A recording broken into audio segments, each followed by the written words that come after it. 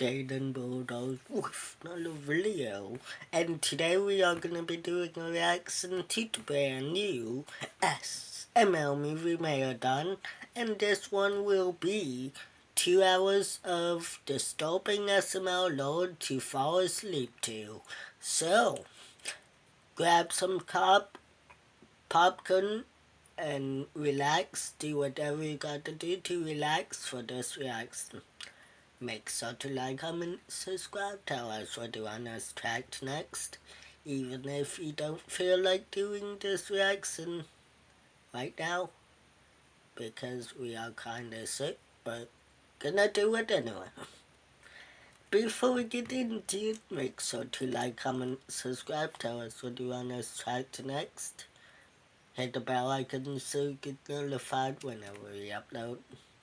Post and go live on Daden Bulldogs. Also, let it be known in the comments down below, if you are new to Daden Bulldogs, so we can welcome you into Daden Bulldogs, and that's also no cap as well. Without further ado, let's see and find out what this will be about. 3, 2, 1, and let go.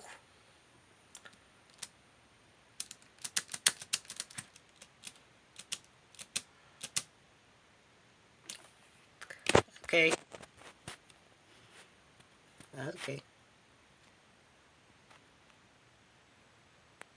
I'm about to go over some of the most disturbing and interesting lore from SML for 2 hours, so that you can fall asleep. Starting by going over the 13 SML characters who have been canonically killed off forever. And today, we're gonna find out what happened to every single one of them. Starting with the most infamous SML character of all time, Nancy. She was first introduced in SML movie Jeffy's Parents, where— Thank God she fucking died, no cap. Hopefully permanently. Hopefully. quickly it's apparent she is a horrible and abusive mother to That's Jeffy. true. And in this video, Jeffy got sent off to live with Nancy because she's his real mom. But it turns out she was only using Jeffy for the money and trying to get the $1 million trust fund when Jeffy turns 18. But he quickly escapes by jumping out of a moving car because he does not want to go through the hell of living with her again. And thankfully, Mario decides to adopt Jeffy when he gets back to the house, and later on, Nancy gets sent to jail. But this isn't the end of Nancy, because in SML movie Jeffy's 18th birthday, Nancy manages to escape jail and kidnap Jeffy. But later on, when they're going through the field, Simmons shoots out the gas cap of her van, and we think she's dead because she didn't escape the explosion like Screwball and Jeffy did. But this wasn't the case, because we see her again in Jeffy's 19th birthday, where she's somehow still alive. How did she survive that? She literally is the William Afton of SML. But in the end of the video, Nancy gets absolutely lit up by Brooklyn Guy, and she finally dies for good this time, because we see in SML movie Satan Claus, Nancy is in hell. And the craziest part is, this might not even stick. Why do I have a feeling she's somehow gonna come back in Jeffy's 21st birthday? I literally have no idea how they would do this, but I'm sure they'll find a way. But another character who was killed off forever is Does Bad Things Guy. And if you didn't know, Does Bad Things Guy was one of Brooklyn Guy's 8 billion brothers. And out of all of his brothers, this was his That's true. He is one of 8 billion.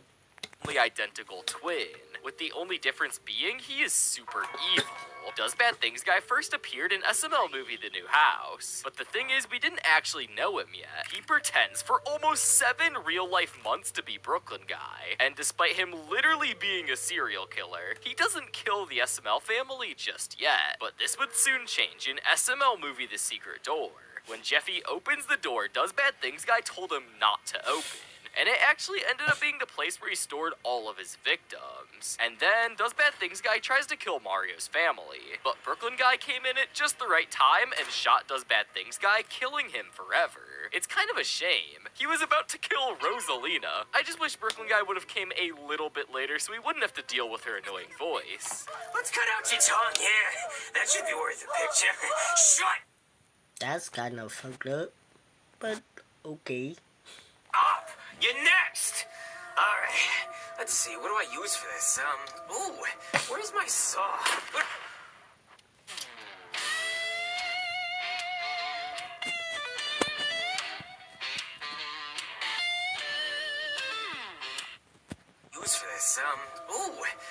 saw.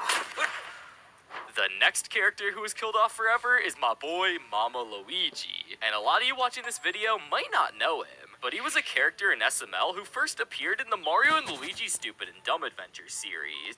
I know him. And that's true. We never saw him again.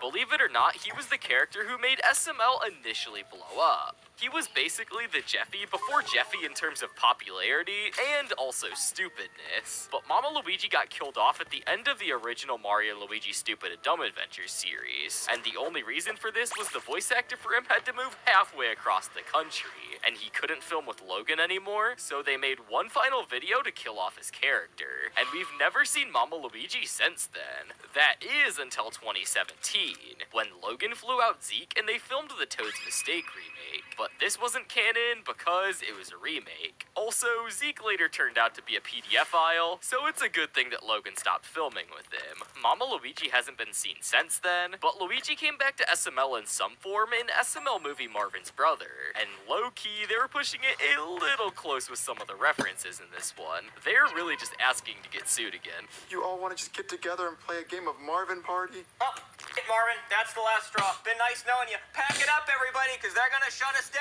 So get ready for that. Hey, if you haven't already, hit the subscribe button. Maybe we can hit 10 million before they finally shut us down for good.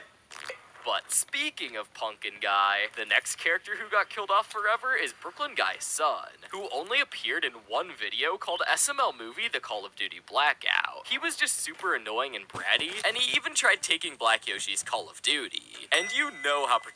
I mean... Look at this dude. Sorry And he about even that. tried taking Black... Yeah, that's true. That was the last time we saw him. No cap.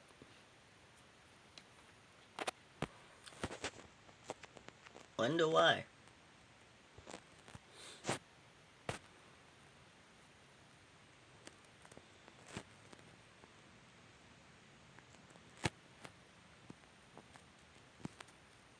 Yoshi's Call of Duty. And you know how protective he gets over these types of things. Yeah. So as soon as Brooklyn Guy's son tried to take his game, he got a bullet straight to the face, and what's crazy is that Brooklyn Guy was actually happy about this, because he wouldn't have to pay child support anymore. No, you won't. What? Yeah, give it to me. I need it now. Well, Black Yoshi. You are not gonna get my Call of Duty. I'm about to unravel. I'm gonna take you out. Die, fool. And ever since then, he was never seen again. But what happened to Chompy, who last appeared in Precious the Rapper? And we haven't seen him since. And we can assume since dogs don't live very long and his first appearance was in 2015, he's probably dead. And the cease and desist letter means that we can't see him anymore either way, because, well, he's a Nintendo character. So yeah, he's probably canonically dead. But whatever happened to Harold? I mean, that's kinda true. If you didn't know, Harold is actually Mario's grandpa, and just like Chompy, we haven't seen him since 2019, so we can assume since he was an old man, he probably just died off camera. That's not even mentioning the fact that he was always clueless. Like, bro never even knew where he was. Pudding first, then the men. Grandpa, I don't have time for these games. You're 87, not 8 years old. You need to take your medicine. I need to take my pudding. You don't have a girlfriend, you homo. Who you trying to fool with them over on? Grandpa, I'm not gay. I'm not homo.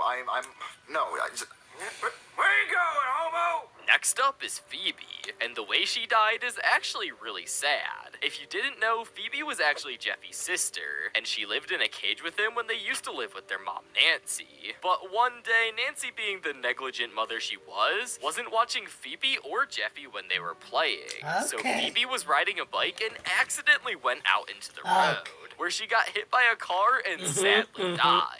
And this actually got people theorizing about who killed Phoebe. One potential suspect is Woody, because he's always been a terrible driver. Or it might have even been Black Yoshi, because he's known to steal cars and drive recklessly. So it could have been him too. But the most likely person to kill Phoebe, in my opinion, is CJ.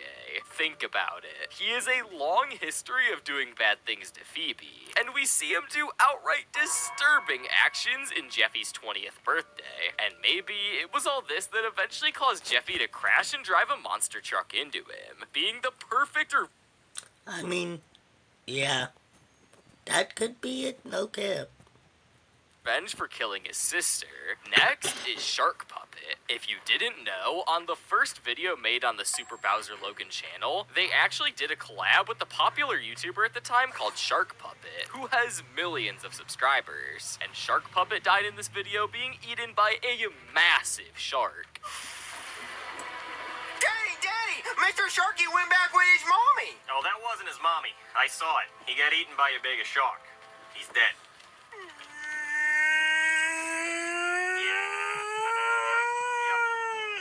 Let's go home. And they haven't done another collab since, so I guess this death was actually canon. Next up is Harry. And the reason he was even a character in the first place was because when the cough cough was still a thing, Pablo, the voice actor for Cody and Brooklyn guy, didn't want to get his family sick, so he refused to voice characters in person. So SML had to improvise and add a new nerd character to replace Cody, which happened to be Harry. And he pretty much acted exactly like Cody, except he was British. And they used him for a while until Pablo finally decided to come back. So they made one final video called Cody Meets Harry, where pretty much Cody made a stupid ray and used it on Harry. He was banished to the closet forever, and ever since then we've never seen him again. And he can't even come back if he Would be nice.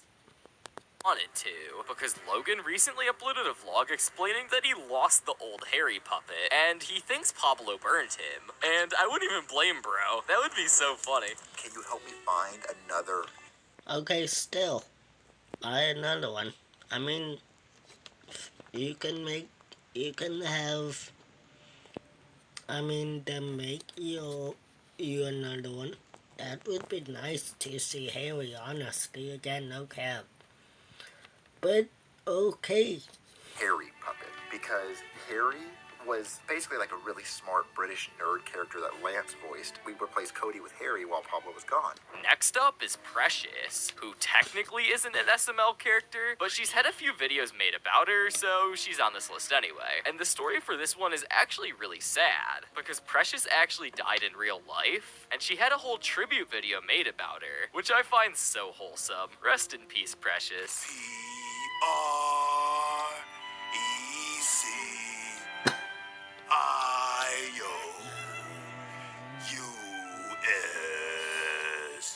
That's my cat. That's my dog. That's my N-word.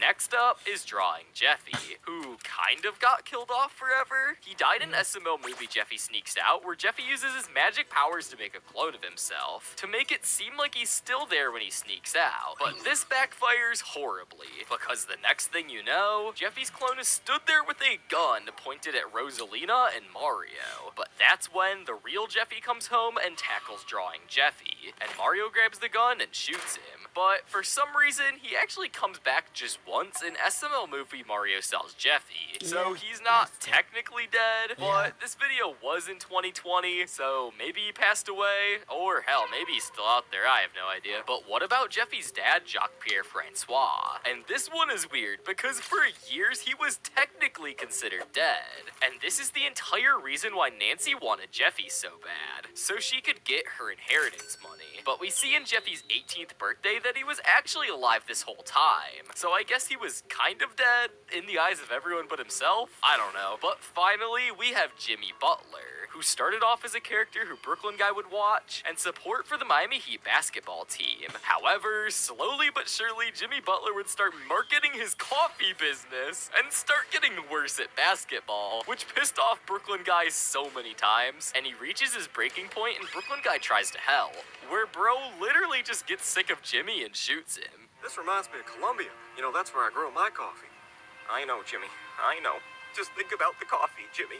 There's just so many different kinds of coffees. There's lattes and cappuccinos and cold brews and espressos. You know, my coffee contains smile matter. May cause happiness. I know, Jimmy. How do you take your coffee? Cream and 2 sugars, Jimmy. Cream and 2 sugars.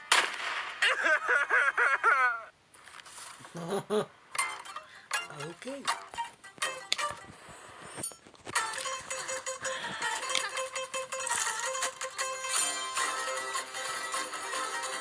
Revive your courage. You can not get bored on this cruise. I was so amazed at all the things I could experience whilst cruising with Virgin Voyages recently, so I have to show you, and I saved the best part for last. Firstly, they have the most cozy and modern cabins. Watching the sunrise from my... Two sugars. Next, let's go over some of the creepiest encounters that Logan has had with fans. And let me tell you, some of these are absolutely crazy. Logan is arguably the biggest YouTuber who in the past has let fans show up to his house to meet him, with SML's address being so public that they've literally put it in a video with over 20 million views. But with their address being public for almost 10 years, there are some crazy things that are bound to happen. From creepy stalkers to fans literally trying to break into the SML house, it's safe to say that SML has had some insane encounters with fans over the years. So today, we're going over the 6 times that fans crossed the line, starting with the time a psycho fan showed up at their front door in the middle of the night and tried to break in. Back in the summer of 2017, Logan was just chilling in his house, but around midnight, someone randomly showed up and started ringing the doorbell, so he got out of bed to see what was going on, as it was pretty unusual for people to ring his doorbell that late. So I get out of bed and I walk towards the door and I peek around the corner like this. And I see a fan with his face up against the glass of the door. Once Logan peeked out, the fan started yelling, saying things along the lines of, "Oh my god, it's Super Mario Logan!" Logan's first instinct was to not answer the door and go back in his room. But after Logan's attempts at ignoring him, probably thinking the fan would just leave, the fan then proceeds to start banging on the door and even trying to open it. And to make things even creepier, Logan admits the fact that they used to leave the door unlocked sometimes. I'm standing in the doorway right there, and I hear this. I was like, hold the fuck up. I'm like, nah. After this, Logan walked up to the door holding his gun that he keeps in his safe, telling the fan to leave before he called the cops. All of this caused the fan to leave, but who was the stupid fan who tried this? Well, bravely, the deranged fan would show back up the next day around 11 a.m. in the morning, and Tito decided to answer the door. During their conversation, Logan overheard the fan saying that he wanted to apologize for what happened last night. Tito then would ask the fan to explain his perspective in the situation, and this would make things way worse for the fan. It turned out that the fan was 20 years old, and was a big fan of the videos and just wanted to meet Logan and Chili. The fan's excuse was that when he saw Logan through the peephole, he thought Logan was trying to tell him to come in, which was pretty hard for Logan to believe. Unless you try to come inside my fucking house at midnight. I never met that fan. I just want to let you guys know, I never met him. I refused to meet him after he tried to come inside the house that night because I thought that was ridiculous as shit, and I don't think he should be rewarded for scaring the fuck out of me. Logan and Chili, I'm 100% with you on this. No one wants someone like that coming to their door, especially not in the middle of the night. I love how protective he is. It shows how much he cares about his friends, girlfriend, and his pets. But that wasn't the only time a fan tried to break into the SML house. On August 31st of 2019, it was Logan and Chili's anniversary, so they went out to eat. But right before they were about to leave the restaurant, Chili decided to check the cameras that she had put up in the garage, just to see a group of people trying to break into the house through the garage door. Quickly stopped what they were doing, like ran out into the street and acted like they weren't doing that. And then they asked me what neighborhood they were in, and I was like, the wrong fucking neighborhood. And they fucking sped walk away like we weren't doing anything wrong. There's also a girl on the lookout. Yeah, there was a girl at the end of our road on the lookout, and we knew it was like it's 11:30 at night, and there's this girl on the corner of the street just like standing there in the darkness for no reason, and then she starts power walking away, and I guess she was on the phone with her friends to let them know. This situation was another weird one. And funnily enough, Logan and Chili actually responded to the situation by making a vlog titled "To the People Who Wanted to Break Into Our House." Yeah. Okay. Okay. Where they basically tell fans that there isn't anything worth stealing in the house, and jokingly say a bunch of things that fans are able to steal. But we don't keep money in our house. There's not that much stuff you can steal. You can steal her. Please. Please, she literally screams, and also she weighs like 100 pounds, so you're gonna have to like lift this big thing out. When breaking into houses, most people commonly have the intention to steal money or jewelry, which in the vlog, Logan claims they have none of that laying around. But the fans breaking in may have potentially had other intentions, such as maybe stealing plushies or even Jeffy. as they could sell him for lots of money. But Jeffy is kept in a safe at Lance's house, and Logan has even confirmed this in previous vlogs, so that wouldn't be a possibility. But who really knows, as it was never confirmed what their intentions were. Now, these situations are pretty creepy, but it definitely isn't as creepy as the white car scandal. Around 2025, Logan posted a vlog on the Chili channel titled "The SML Crew is Scared. Crazy fan or hitman or stalker." In this vlog, Logan says that on a random Wednesday night, during filming, an unknown white Tesla did a wrap around the cul-de-sac on the filming house and then randomly left. We were filming a scene under the streetlight, and the white Tesla came back, circled the cul-de-sac. I got fucking pissed, so I just put my phone at their car and I recorded it. So here is the scene of them driving by. And it seems to be this fucking kid and his girlfriend, or a man and a girl in the car. We don't know who the hell it is. At first, Logan thought it was a fan, and maybe he just wanted to check out the house. But one night later, it got even weirder, as Anthony was on his way to pick something up for a video. And he ran into the white Tesla again on a little road where they typically film pullover scenes. The Tesla was parked and the guy was just sitting in his car. And when the guy saw Anthony, he ducked his head and hid. Now, that caused this situation to become insanely weird. So Logan sent Will to see what was going on, but the fan proceeded to drive away. Now, Anthony got a video of the car pulling up, but what turns it up a notch in the weird scale is that he had his license plate fully blacked out. The car just sitting there. He has his license plate blacked out, so you can't see his license plate. You can't see his number. And they keep driving by the filming house. And if it's a fan, then I feel like if it was a fan, he would have came up to the door by now. Or when we were outside getting a scene, I feel like he would have rolled his window down and been like, "Hey guys, I'm a big fan." He keeps fucking coming back. He has a girl in the passenger seat of his fucking car. Who is this? Now, after this happened, the situation never escalated further, and nothing else seemed to happen. Now, this situation was pretty creepy, as there has never been an answer to who the man was and what his intentions were. But I have some theories on this. The most likely answer to this is that it must have been a really weird fan, who just wanted to try and stalk the filming house and potentially the crew. But I don't think he had any bad intentions.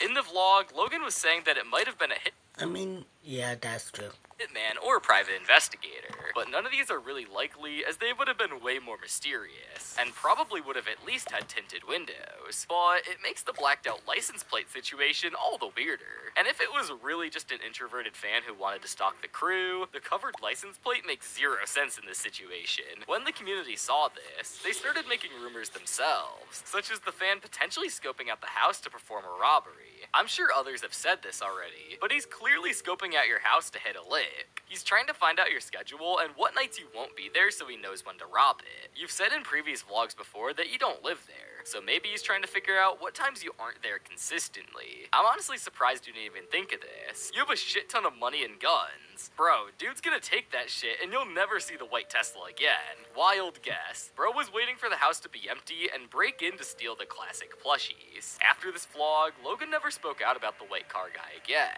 and this situation was another one left unanswered.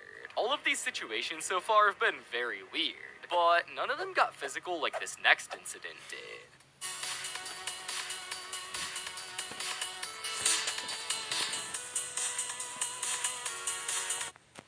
Been very weird, but none of them got physical like this next incident did.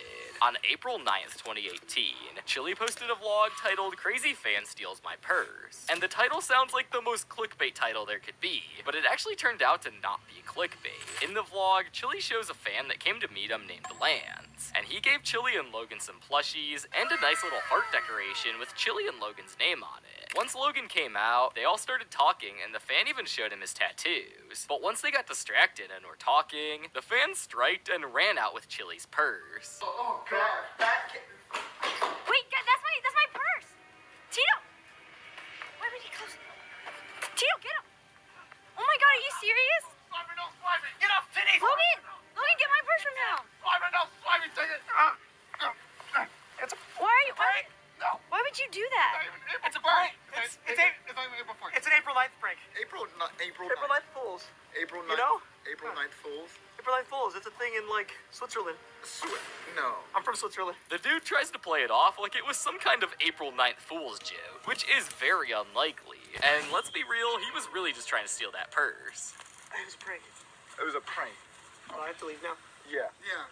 Yeah, you probably have like 5 seconds or we're calling the cops. Yeah, they don't like me. I'm sorry. Thanks for the Okay, yeah, that's true. stuff, by the way. Now, whether any of this is actually real, that's up in the air. Like a bunch of other stuff in the video, there's never a straight answer. It might have just been a skit for the camera, orchestrated between everyone. Because, let's be honest, who just lets someone walk away after they rob them? But at the same time, maybe it was real, and they just decided to be chill about it and let him go with a warning. But who knows? But what I do know is that Logan and Tito were both laughing during this, and barely even reacted when he took the purse, and knowing that a lot of Chili's vlogs in this era were fake, it's very hard to believe that this wasn't some sort of skit. However, some fans don't directly steal, but they do the second worst thing, begging. On March 30th, 2019, Logan posted a vlog telling a story of how a group of fans begged for free things from Logan for 2 years straight, and they did this every single month. Back in 2017, Logan explained how he had a bunch of spare PS4s, controllers, TVs, and much more expensive electronics because of the Black Yoshi's Black Friday video. And Logan just Hey, I mean, it worked with someone. It worked with my friend. I begged for my friend and I got my friend, so. But you shouldn't beg. Unless you're me. decided that he would give these away to fans. Logan then started saying that around that same time, they had 3 fans knock on the door, ages 10, 13, and 15. Then, right off the bat, they started saying that they were big fans and straight up asked for free stuff. They opened the door and they said they were big fans and they want to know if I was doing a giveaway. And I was like, that's kind of awkward and rude to ask, because I was like, you know, like usually they'll knock on the door and say, can we get a picture with you? Can we meet you? No, it was just as soon as I opened the door, hey, do you have any free stuff? Logan just responded to them by saying yes, and thinking that they were brothers, he gave PS4s to the 10 and the 13-year-old. Then the 15-year-old would push the 10-year-old and get the PS4, and the 2 oldest would run off. So it turns out they were for sure not brothers. Then, a day later, the 10-year-old Yeah, that's true. That was fucked up, no cap. returned, Yeah, and Logan gave him a Nintendo Switch. After this, something unbelievable happened. Just one day later, Logan got a knock on his door, and the whole neighborhood showed up. Most likely because the 3 kids that showed up the day before told the entire neighborhood that they'd gotten free stuff from Logan. And very weirdly enough, the 3 original kids were together again as if nothing happened. After I give the Switch, the next fucking day, I get a knock on the door, I open it, the whole fucking neighborhood. I'm talking, there was like 30 kids. The neighborhood over, they told all their friends, guys, guess what? We got free shit. And the 3 brothers that just push each other down, oh, they're happy again. They're all together. 20 fucking friends, and they're all like, you got any iPhones? You got any Nintendo Switches? You got any PlayStation? You got any... No, you're not fans of my videos. You literally said free shit, I'm there. That was pretty crazy, but Logan couldn't give anything away to any of them as he physically wouldn't be able to get enough stuff for that. And he got Chili's sister Damaris to tell them to leave. But that wouldn't be the end of it, as for the next 2 years, the original 3 kids would keep showing up once a month asking for free stuff. And I thought that was the end of it. No, for the next 2 years, it's still happening today. They show up, those same 3 kids show up it's probably once a month. I don't want to over-exaggerate. It's probably once a month. They'll fucking come to my door and they'll say, you got any more free shit? Or hey, you got any more iPhones?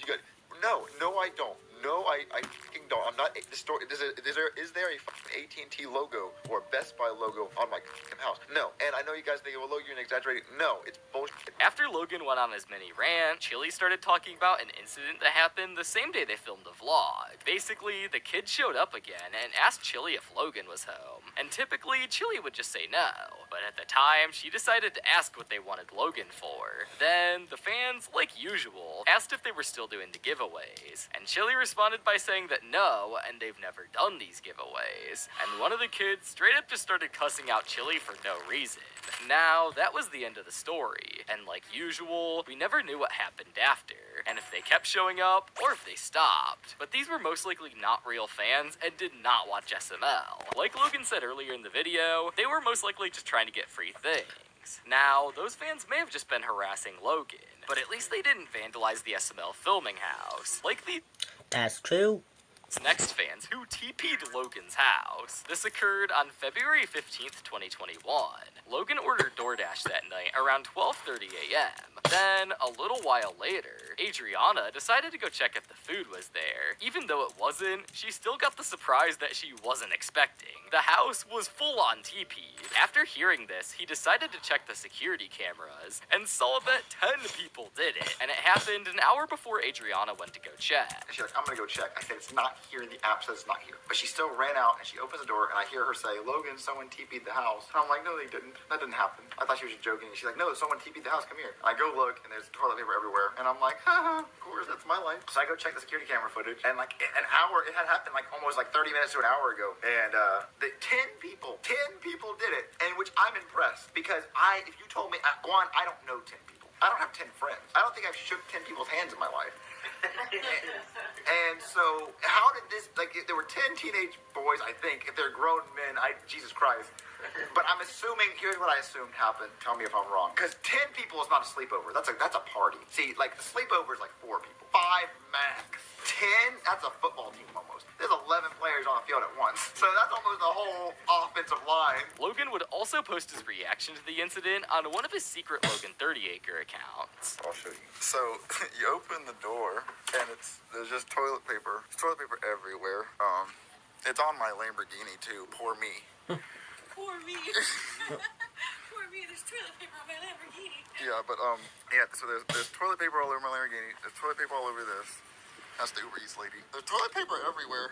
It's cold, but, like, they left it in the street. They littered. Did you know that was like 8 guys? Yeah, it was like 8 people. It was like 8 people. And this wasn't even over yet, as Logan decided to make a segment out of the whole situation for an SML video. And this was in SML movie Cody's New Friend. He basically got Junior and Joseph to TP their own house, and they would blame Luke, who was Cody's new friend, and try to get him to go to jail. All right, officer, here's the security camera footage. So if you look at the top right-hand corner, you notice Luke and his group of buddies, all named Luke, just show up to my house, right? They're all armed with toilet paper, and they're like, we hate Junior. We're gonna ruin his night. So they all just start throwing toilet paper all over my house. See, boom, there goes one roll, and another roll, and another roll, and they just start destroying my house with toilet paper, and they run off because they notice I have security cameras. And they're like, we hate Junior. So you see, look, they committed a huge crime, and they graffitied my house with toilet paper. Those fiends. Yeah, so I need you to go arrest Luke. This whole incident is definitely worth being in an actual SML video. So the people who did this actually helped Logan make money out of the situation. But in Lance's vlog, Logan made a crazy theory. He pointed out that there was a birthday party going on the same day, and it was raining, so the fans didn't drive to Logan's house to do it. Plus, they would need around 3 cars to fit 10 people. So Logan was basically saying that potentially all these fans were from the birthday party and happened to know that Logan lived there, so they decided to go TP the house. Yesterday when I was coming home, there was a birthday party happening on the house down the street. Like right before you turn, there was a lot of cars outside there. So there was a birthday party. No. Which is why, though, randomly, like, oh, look at this guy. Unless they knew you're the YouTuber. So they were like, yeah, because there was actually a birthday party. Hold on. Maybe. Maybe that person did have 10 friends. Because think about it, no, it was a birthday party. I don't have to. More than 10 people come to a birthday party. Not mine, but more than 10 people go to normal people's birthday parties. Yeah. So think about this, because the car situation. Okay, let's say there was 10 of us, and we have a lot of cars outside. So what if we were like, guys, let's go. We'd all have to pack in the 3 cars at some point, and it was also raining last night. Yeah. So they didn't walk here from like a long distance. Right. And I sure as know they didn't drive here. That would be dumb. Because a drive, they'd be like, that's a long drive. Too much work. It had to be from that house. Because it had to be a quick enough walk. It was an inside job. Now you're making them famous because they're going to watch this and be like, oh my god, they talked about this. I'm using it in the video. They made me money. To add on to the theories, fans also started making theories about the situation. And one fan even made the theory that it could have been the kids who were asking Logan for free stuff for 2 years straight that we talked about earlier in the video. Imagine if it was the kids who always asked for free stuff and their friends. Logan has definitely had quite the fair share of creepy and crazy fan encounters, and who knows if we'll ever see another one in the future. But with that being said, please don't be weird and show up to the SML house. If you want to meet SML, just go to the meet and greets. That's why they do them. Next, we're going to be going over the 10 darkest SML videos of all time. Starting with one of the most disturbing videos on this list, The Gun.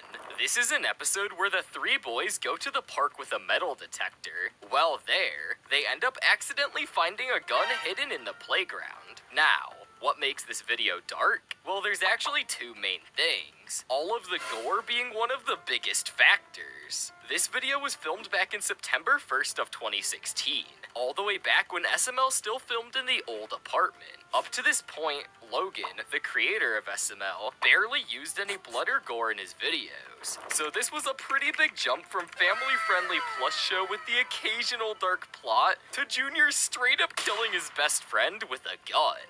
But what makes this video even more off-putting to me is the plot. To quickly recap, Junior and his friends are bored, so they go to the park with a metal detector to search for treasure. But while searching, they find something none of them could have ever expected. A gun. Okay, pause. In this situation, literally the worst thing you can do is pick up the gun and put your fingerprints on it. The best thing you can do is just walk away and report it to local authorities. But knowing Junior, of course, he picks it up, and this is where the video starts to take a dark turn. They go back home and turn on the news, where they see a press conference with Brooklyn Guy explaining how someone earlier that day brutally shot and killed 15 people with the same gun that Junior took home. Knowing they're screwed, they try to wash their fingerprints off the gun. Yeah, make sure you get the trigger. Oh, the trigger, yeah.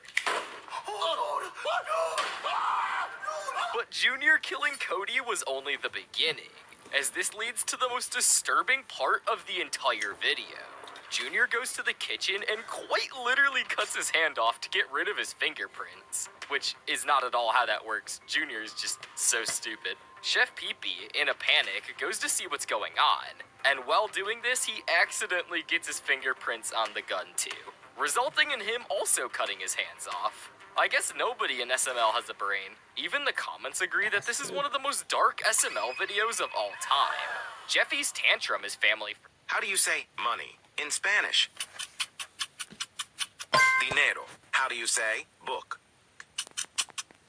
SML videos of all time. Jeffy's tantrum is family friendly compared to this. This is probably the most brutal SML video that YouTube had to delete for sure.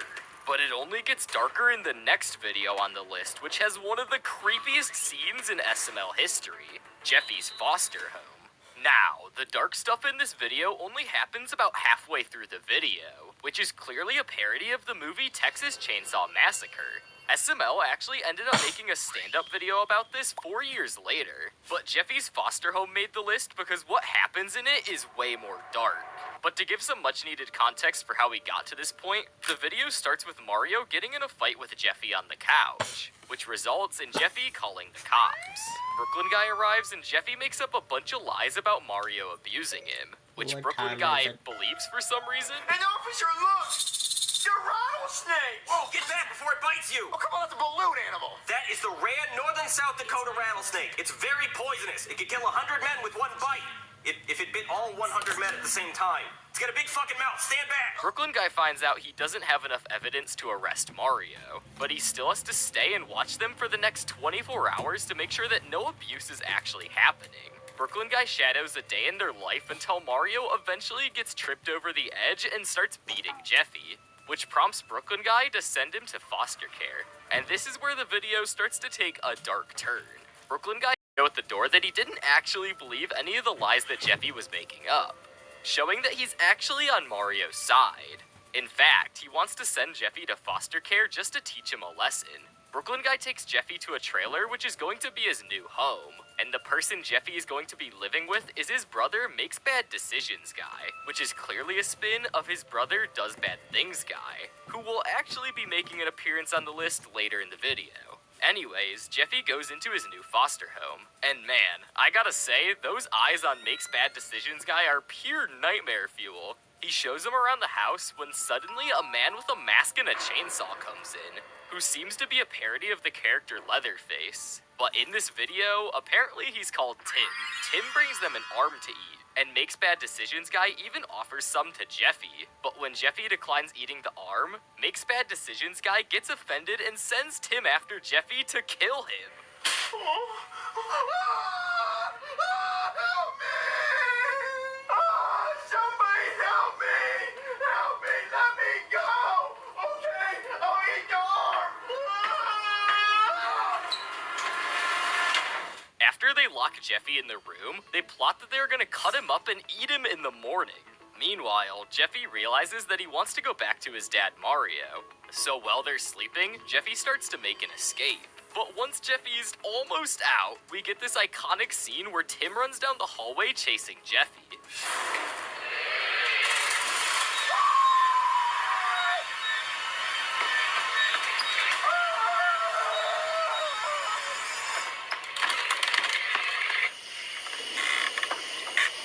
At the end, Jeffy makes up to his dad and everything is back to normal. This video was a lot more dark than the typical SML video, and it seems like people in the comments agree. This video traumatized me as a kid.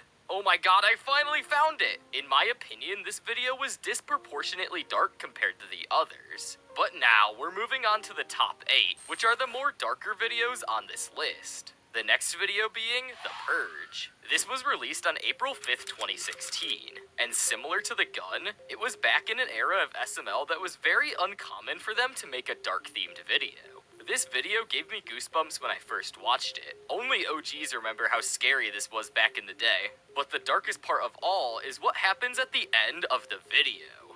This video starts with the boys on the couch watching TV, when suddenly the news comes on, announcing the annual purge is set to take place that day between 7 p.m. and 7 a.m. And in case you don't know, the purge is an annual event where any crimes are legal, including murder.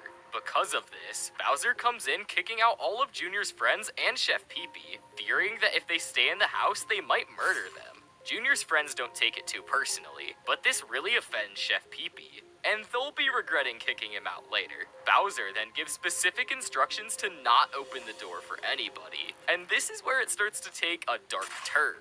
We find out that Brooklyn Guy and Chef Pee-Pee teamed up with one specific goal: killing Junior. For all of the torment these two characters have had to suffer with Junior for all of these years, finally, they're about to get their revenge once and for all. Oh yeah, and they're also accompanied by Simmons and Karen, which actually turn out to be a horrible idea. They knock at the door and Junior goes to check who it is. Junior, though, being a complete idiot that he is, sees Olaf through the door and breaks Bowser's one specific rule to not let anybody in. Once Simmons misses a gunshot, Junior realizes that this is a gang of people who are trying to kill him, so he runs away and hides under some pillows. Meanwhile, the gang split up and try to find Junior. They even have a really close encounter.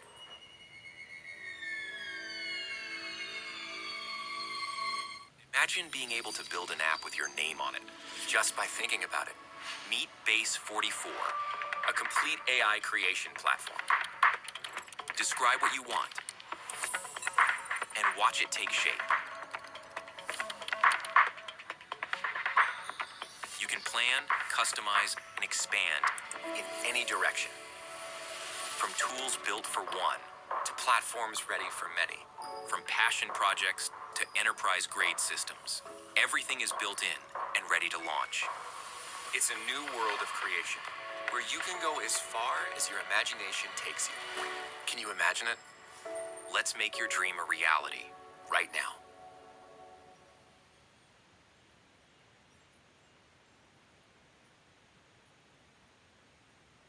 Parents, if your child plays Roblox, listen up. You could qualify for up to $300,000 or more in compensation. If your child was sent sexual images or material, estimated compensation is between $25,000 and $50,000.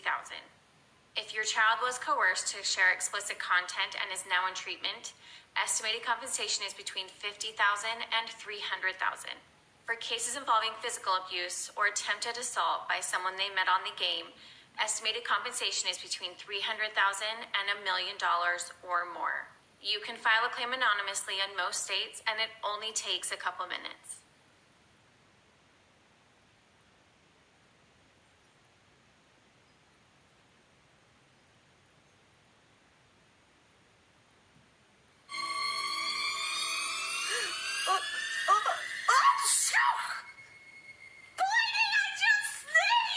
But of course, knowing Karen, she messes everything up. Brooklyn Guy then goes back to where she was checking to finish the job. But Karen once again is a nuisance and makes Brooklyn Guy miss his gunshot, letting Junior get away. So Brooklyn Guy decides to just straight up kill his wife. At least it wasn't illegal because it's the purge. Junior then catches Simmons in a trap, hanging him from the ceiling. After this, he runs into a room thinking that he's safe. But then they start breaking through the door with a freaking axe. I have no idea how they were allowed to do this, because they filmed this video in an apartment. Junior runs under the sheets as a last resort, but at this point, he's cornered. There is nowhere to run. But just when you thought there was no hope, Chef Pee-Pee and Brooklyn Guy start arguing about who is gonna be the one to kill Junior. And they can't agree on this, so Chef Pee-Pee shoots Brooklyn Guy. Junior asks Chef Pee-Pee why he wants to kill him so badly, but Chef Pee-Pee makes a critical mistake when he yaps for 6 entire hours about why he hates Junior. And at this point, the gig is up. The purge is over, and Chef Pee-Pee has to go back to his normal job of being a chef. This video was really dark, but it's pretty bearable because of all the comedic relief that's sprinkled in throughout the video. But the #1 video on this list has none of that, and is downright the most disturbing SML video of all time. You want to watch this whole video, but coming in at number 7 on the list is a video that gave me literal nightmares as a kid. Joseph Moves In. I love how dark and messed up SML videos from back in the day were until demonetization screwed them over out of nowhere, which is stupid. Well, let me tell you, if any SML video deserved to be demonetized, it's probably this one. This video was posted on February 18th of 2017, shortly after they moved into the main SML filming house. And this is the era right before they got demonetized where they were super edgy and creative with their videos. And it shows in this video. It starts when Joseph comes to the door with his dead mom. It turns out his house burned down, and now he doesn't have a place to stay. But Junior, being the good friend he is, decides to let Joseph stay in his house, which later turned out to be a big mistake. Okay, well, I'm gonna go turn off the light, alright? Alright, dude. Alright, good night, Joseph. Good night, dude.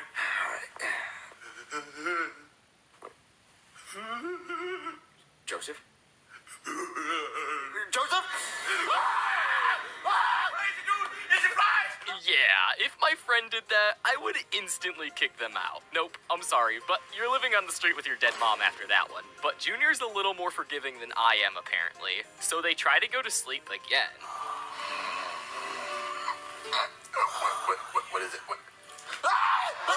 Joseph, what are you doing? What, dude? Okay, no, I'm sorry, you're gone. I could not tolerate that, that's crazy! Bro was doing it on purpose, too. But somehow, even after that, Junior doesn't kick him out of the house, which would later be a big mistake. Because after cleaning all the covers, Junior falls asleep again, to where Joseph is painting "I'm sorry, Mom" with blood on the walls. When Junior asks what's wrong, Joseph starts getting close to him with a knife. Just wake up. You think I care about you, Mommy? Just wake up, Junior. Just wake up, just wake up. Mommy. Say any last words.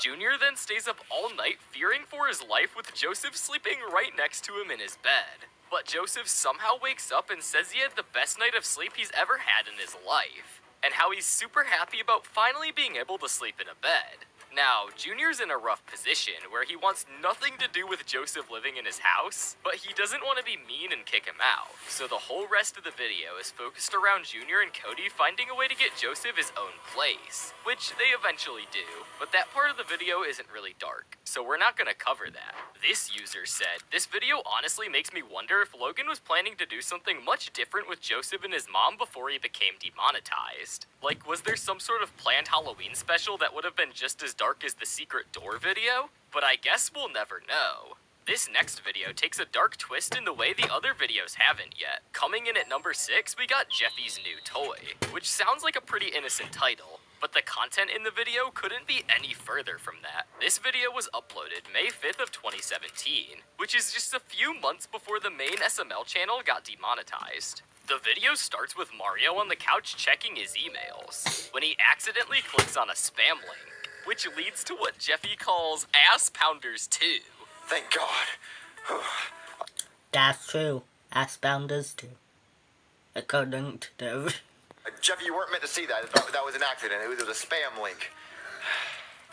Donnie, you marked turn that back on. What? No, Jeff, you weren't supposed to watch that. It's inappropriate. Daddy, she was taking a pee-pee in her butthole. Rosalina comes over and Jeffy starts trying to explain what he just saw. And obviously Mario doesn't want Rosalina knowing about this. So Mario tries bribing Jeffy by telling him he'll buy him a toy if he shuts up about what he just saw. They then go to Toys R Us where Jeffy wants to buy a super creepy doll he found in the toy aisle. And obviously they buy it because of, well, the plot. But what happens with the toy later in the video leads to some of the most creepy scenes in SML history.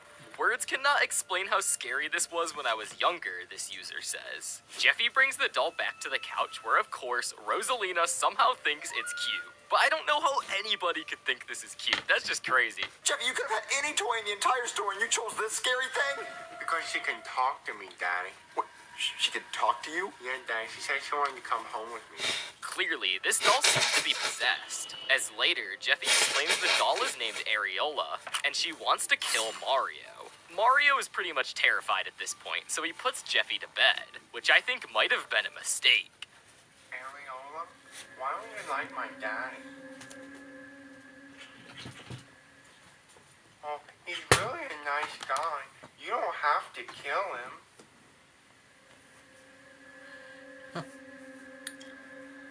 Well, do whatever you have to do, Areola.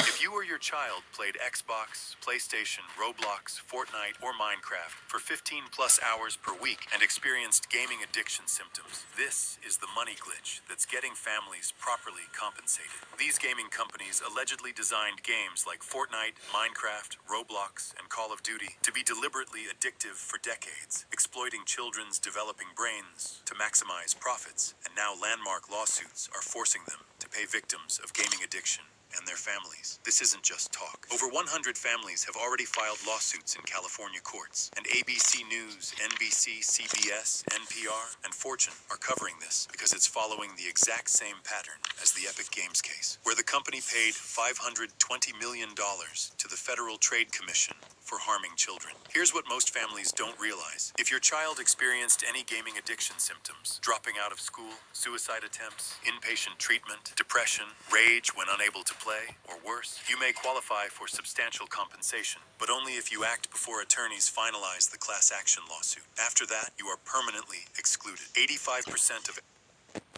That's tough, okay. After Jeffy says this, the power goes out, and Rosalina goes back home. But this is where the video gets really dark.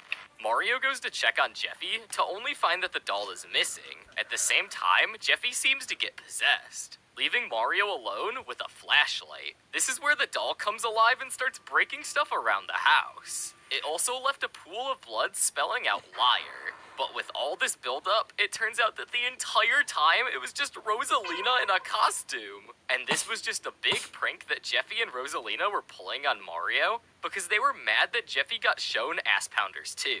Great. This comment says, this is probably the best scary video I've seen yet in the SML universe. But speaking about the SML universe, make sure to That's true, no cap. subscribe to the channel because we're trying to hit 100,000 subscribers by the end of the year. But now that we're in the top 5, we should get to some videos that are actually really screwed up. The 5th on the list being Junior's punishment, where Bowser grounds Junior for breaking his favorite cup. Therefore, Bowser grounds him as his punishment and makes him stand in a corner. Despite how innocent this may sound, it actually takes a very unexpected twist later in the video. This video was posted February 19th, 2015, which was a time period that they normally targeted a younger audience. Which is strange because later in the video, Junior does some not so family-friendly things. In fact, this is so messed up that SML fans were questioning why Logan would do this. But to give some much-needed context, this video starts with Junior playing with his balls. No wait, pause, not those balls, these balls. Anyways, Junior eventually breaks Bowser's, quote, favorite cup by accident, causing Chef Pee-Pee to make Junior tell Bowser exactly what he did. This leads to Junior getting beat by his dad, and he's upset about this, obviously, so he decides to call the cops. Officer Goodman arrives, and Junior tells Goodman that his dad was beating him. Because of this, Goodman gives Bowser a warning not to beat Junior. Bowser, confused on how to punish Junior in other ways than beating him, decides to use the corner method as an attempt to punish him. And this is where the video starts to take a dark turn. While Junior's standing in the corner, He begins talking to himself and describing the traumatic experiences by standing in the corner for literally just a minute. He's obviously overreacting. But once Bowser goes to unground Junior, he calls Junior's name repeatedly with no response. Then, Junior tells his dad that he's never leaving. The corner is his entire life now. Because of Junior's new behavior, Bowser drags Junior out of the corner in an attempt to get him to be normal again by playing with his toys, to which Junior was reluctant. After this incident, Cody and Joseph show up, but they notice that Junior's acting strange. So they confront him, which causes Junior to say he's a changed man. He explains how 5 minutes in the corner forever changed his life, and how he's never gonna get that time back. Junior then begins throwing a tantrum and throwing all his toys around, screaming in rage, which causes Bowser to show up and ground Junior once again. However, this time Junior seems to be happy that he's getting grounded, going back to the corner again, which is really unexpected behavior from Junior, because normally he hates being grounded. Who doesn't? Once Junior is grounded once more in the corner, Cody and Joseph visit Junior to tell him he's sick, and how they shouldn't be friends anymore. Junior agrees, saying that he's gonna stay this way for the rest of his life. Then, on to one of the most disturbing scenes in SML history. Well, this is self-explanatory, but this is super dark coming from a channel that just plays with toys. Bowser comes rushing in panicked, getting Junior out of the situation he got himself into. This then leads to Junior finally breaking down and saying the corner is too much for him, and then he says the word damn, which leads Bowser to try to punish him by washing out Junior's mouth with soap. Now tell me, what other cuss word do you have to say to me? Oh, none? I didn't think so. You like the taste of soap, don't you, Junior? I've had worse in the corner. After getting beat again, Junior quickly goes back to normal. This video showed SML using dark humor in a way they never have up to this point. And I don't think up to this point either they've ever really covered a serious topic like this. But this next one has the darkest ending in SML history. In fact, it has one of the deepest plots the show has ever seen. At number 4, we have the magical button, where Junior, Joseph, and Cody all find a button that leads to every single main character in this video dying. This video is just as dark as it sounds, and it fits perfectly with all of the videos he was making at the time. This video was released on June 30th, 2017. This was literally right before SML got demonetized, with controversial SML videos on the rise. This video also had some very questionable scenes. However, before we talk about those scenes, we must begin to explain how we got here. This video started off with the trio all watching TV. They see an advertisement for a place called Paper World, and they all want to go. So Junior asks his dad, but Bowser says no, and tells Junior to go play with paper in the attic. The trio then go to the attic to snoop around and find some paper. But then Cody finds a skeleton with a button right next to it, and this is where the video begins to go dark. When the trio returns to the couch with the button, they read the instructions on the back saying that you will be given one wish every time you click the button, as long as the value of the wish does not exceed $50,000. However, every time a wish is made, somebody randomly dies, which is kind of messed up both in the video and in real life, considering the crew only values each human at $50K. Jeez, that's messed up, Logan. I'm just kidding, don't get mad in the comments. I know you're typing down there, put your hand down, but also, while you're down there, you might as well subscribe. Please subscribe. Anyways, after this realization, Junior is antsy to press the button, while the other two boys try to dissuade Junior from pressing it. However, Junior is an idiot and wished for a golden fidget spinner at the expense of Brooklyn guy, who was on his firefighter job saving a cat. Wow, Junior. After he gets his golden fidget spinner, Cody begins yelling at him, telling him how wrong the whole situation is of what he did. However, Joseph tells Junior that the fidget spinner he got doesn't even glow in the dark. So Junior immediately presses the button and gets a gold fidget spinner that glows. This time at the expense of Charlie from Charlie and Friends. After Junior does this, Cody gets even more mad at Junior, saying how he's now just murdering people. But for some stupid reason, Junior thinks that Cody was challenging him to see who can make the cooler wishes. So Junior wishes for a bathtub full of mac and cheese. This time Patrick's mom dies. Once Junior yet again kills another person, Cody has Joseph hide the button while Junior is occupied in his mac and cheese bath. However, once Junior gets back to the couch, he instantly finds it right between Joseph and the couch cushions. However, Junior is spiteful of what the two boys schemed against him. So I guess you could say Junior intentionally murdered somebody while wishing for a Sprite. This time, the wish killed his own dad, Bowser. But it only gets worse. After this wish, the two boys continue to question Junior's ethics. But Junior argues the button probably doesn't even kill people, and is just a scare tactic. So he wishes for an ice cream truck, and this time Chef Pee-Pee dies from the wish. After all of those wishes, Junior continues to go on a kill/wishing spree, and wishes for Hubba Bubba, which kills Joseph. And then wishes for another pack of it for Cody, which kills Goodman. After they're both satisfied, Junior goes to the kitchen to get Chef Pee-Pee to clean up the mess on the couch. However, they realize Chef Pee-Pee died, and then they go to Bowser's room to find out that he's dead too. Junior, realizing they're both dead, is super sad, and he wishes for a bag of gummy worms to make him feel better, which ends up killing Cody.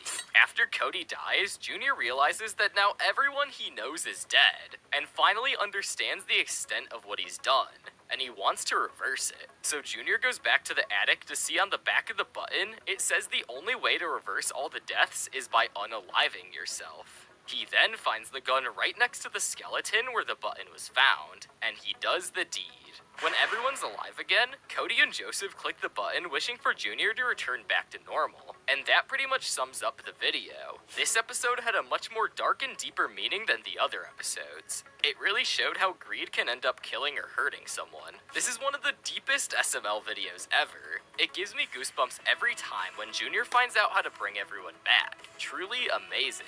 This video was super dark, but in a way that's actually really enjoyable. Austin America. After learning about his wealth, Nancy offers to take him inside for a drink, which happens to be drugged. And this video is just so messed up in so many ways. First, she's trapping him in a cage, and the only water he can drink is full of cigarettes he grew up in. We all knew that Jeffy had a messed up childhood, but we did not know it could be this sad. We all knew him as a disabled kid with no point in life to live, but we never knew that this kid had one of the best reasons for his behavior and attitude. But not even this video compares to the darkest SML video of all time. But first, we have to talk about number 2, a video that gave me nightmares for weeks when I watched it when I was a kid. Junior's 8th birthday. This video starts off with Chef Pee-Pee scrambling to find a place to host Junior's 8th birthday, but last minute, they find a FNAF-themed location, which as you can tell sets up a very eerie video. This video was released on September 28th, 2016.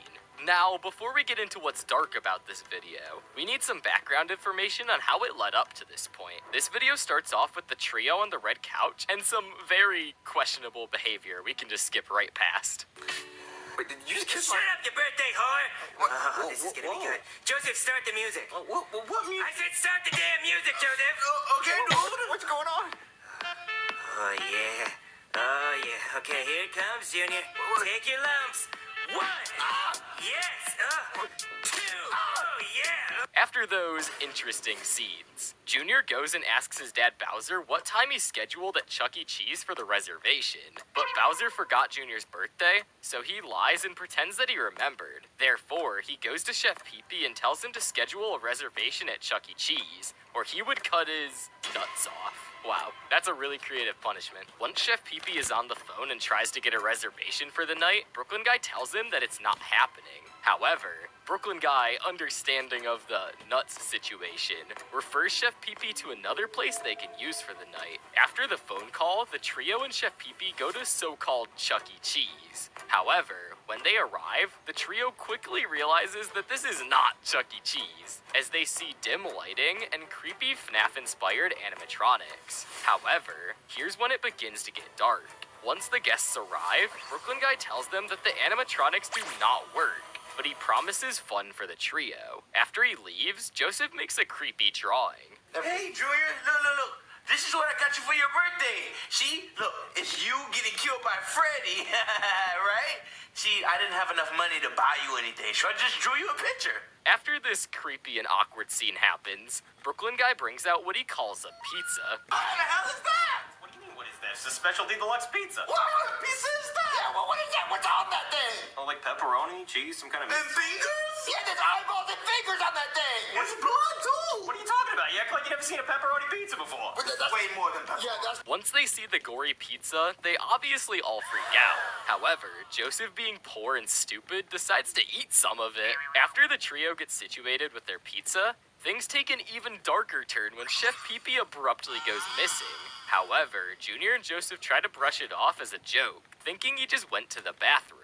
Later, Brooklyn Guy comes back in the room with a game he calls Roast the Birthday Boy, which leads to some rude jokes that obviously offend Junior. After that game, Brooklyn Guy takes them to the next game where they bob for apples. However, the so-called apples are human body parts. So Cody abstains from playing the game and Junior reluctantly pulls an arm out, but Joseph, being excited, bobs for all of the body parts, thinking that he can rebuild his mom. At least Joseph's having fun. However, once they're done bobbing, Junior and Joseph realize that Cody is gone and they see a pig animatronic that's right by them, despite being told the animatronics don't move.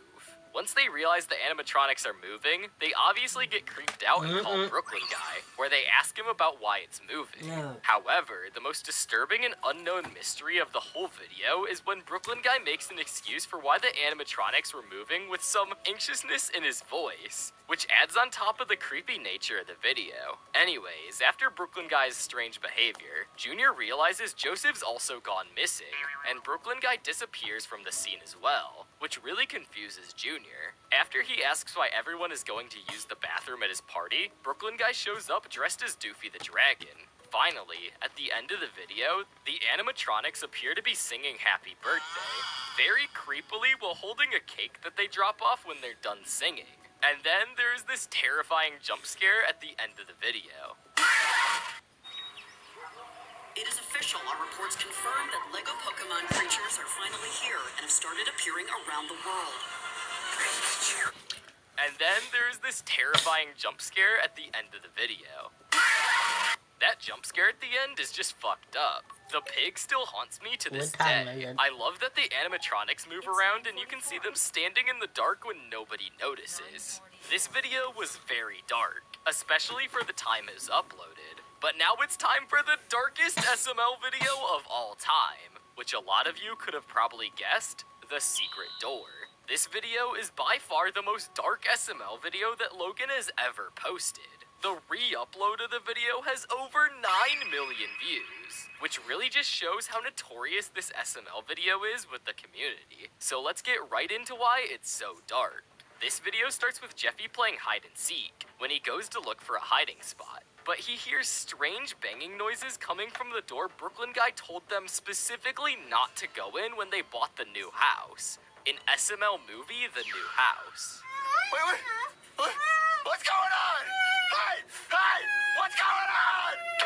I said I would be with you in a minute. You know, she was impatient. Look what happened to her. All right. Mario and Rosalina are finally done counting and are about to search for Jeffy, but they hear a huge scream from him coming from the secret door. Mario remembers how Brooklyn Guy told them not to go in there, so he really doesn't want to check it out, but Rosalina convinces him that they have to save Jeffy. This is when they open the door and see the 27 missing bodies that Brooklyn Guy mentioned when he originally took them on a tour of the house. And unfortunately, I have to blur all of this because I think YouTube will terminate my channel if I show this. They go to call the cops being super panicked about what they just found. But it's at this moment when Brooklyn Guy sneaks behind them and knocks them out with a hammer. Brooklyn Guy ties them up and reveals that all of the people dead in this room were from the previous homeowners. That opened the door when he told them not to open it. The fact that this video has lore which connects to the first episode they got the house, and a fully fledged story, shows me how much of a legend SML is. Brooklyn Guy then explains that he's not actually a cop or a doctor. He just stole those uniforms and pretends to be those jobs. Brooklyn Guy starts to get sick of them screaming, so he takes Rose and is about to kill her. This is when the door opens and Brooklyn Guy shoots Brooklyn Guy? Yeah, it turns out that the Brooklyn Guy we see in this video actually isn't Brooklyn Guy. In fact, it's his brother Does Bad Things Guy, who took over his jobs for the past 6 months while Brooklyn Guy was on vacation. This is probably one of the creepiest SML videos to ever exist. The storytelling is absolutely incredible now that I'm coming back to it. Be sure to click on this video right here if you want to see more SML rankings. From trying to look up Elena's skirt at an SML meet and greet, to being caught dating fans, there are many creeps scattered around the SML community. So today, we're gonna look into what happened to the 7 most infamous ones. And there's no better place to start than with EDP445. Him and Logan were pretty good friends. So much so to the point where Logan flew EDP and his friend Felipe out to Super Bowl 51. At the time, EDP wasn't financially stable, and even had his own GoFundMe. So Logan saw this and wanted to help out. He was gonna sign him to a 6-month contract to be a part of the crew back in 2017. Logan offered him $5,000 a month to voice act. However, Logan ended up ghosting EDP, not responding to any of his texts or answering any of his calls. One of Logan's excuses during this period is that he was, quote, on a cruise. Now, believe it or not, Logan may have made one of the best decisions of his career. Fast forward to 2021, EDP was caught texting a and was planning to meet up with her. Fortunately, the wasn't real, and it was all a sting operation by YouTubers under the name of Predator Poachers. EDP ended up meeting with the YouTubers and thinking it was gonna be the but instead, they ended up catching him, and EDP's insanely dumb excuse is that he was there to, quote, pick up a cupcake. Well, I was actually coming out here to pick up a cupcake and then go back home. Now, we can all clearly agree that this was a whole bunch of lies, and even the YouTubers that... That's true.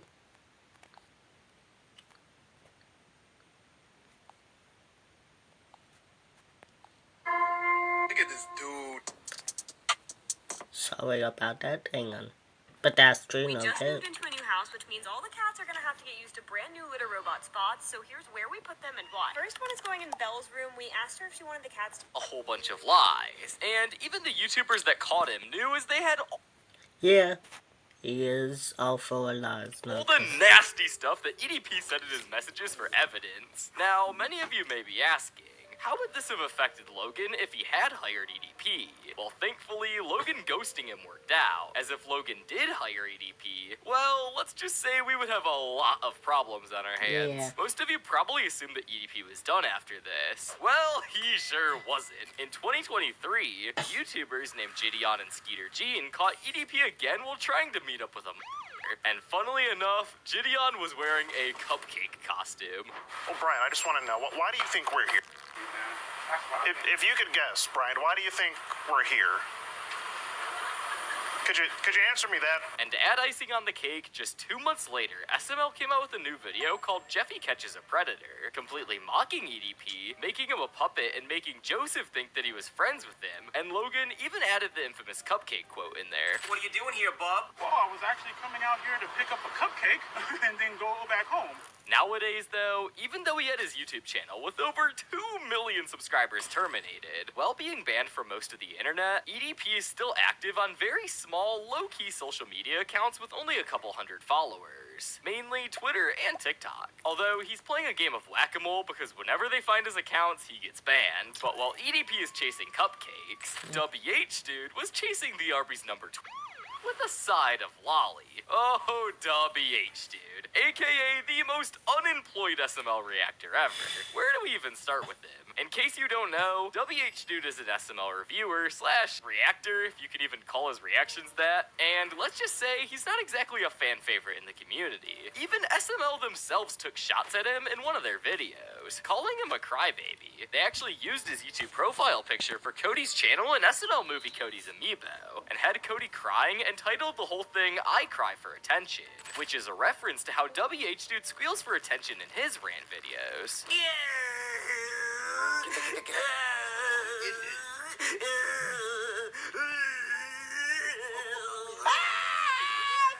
Look at you cry! Now, some of you might not be caught up with the community, and might be thinking, what did he do to get so much hate? Well, I think the best place to start is with his rants. Well, most SML reviewers at least try to be fair, or constructive. This dude would just go off on Logan.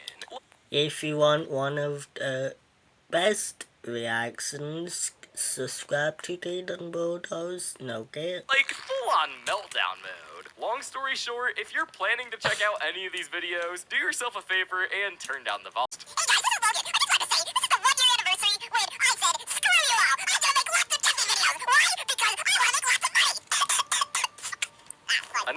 why people aren't too fond of him is because he literally is the fun police. He would go off on rants in his videos about SML merch, even though that stuff is clearly meant for the younger fans. And sure, the product placement can be a bit much sometimes, but realistically, he's just complaining about nothing.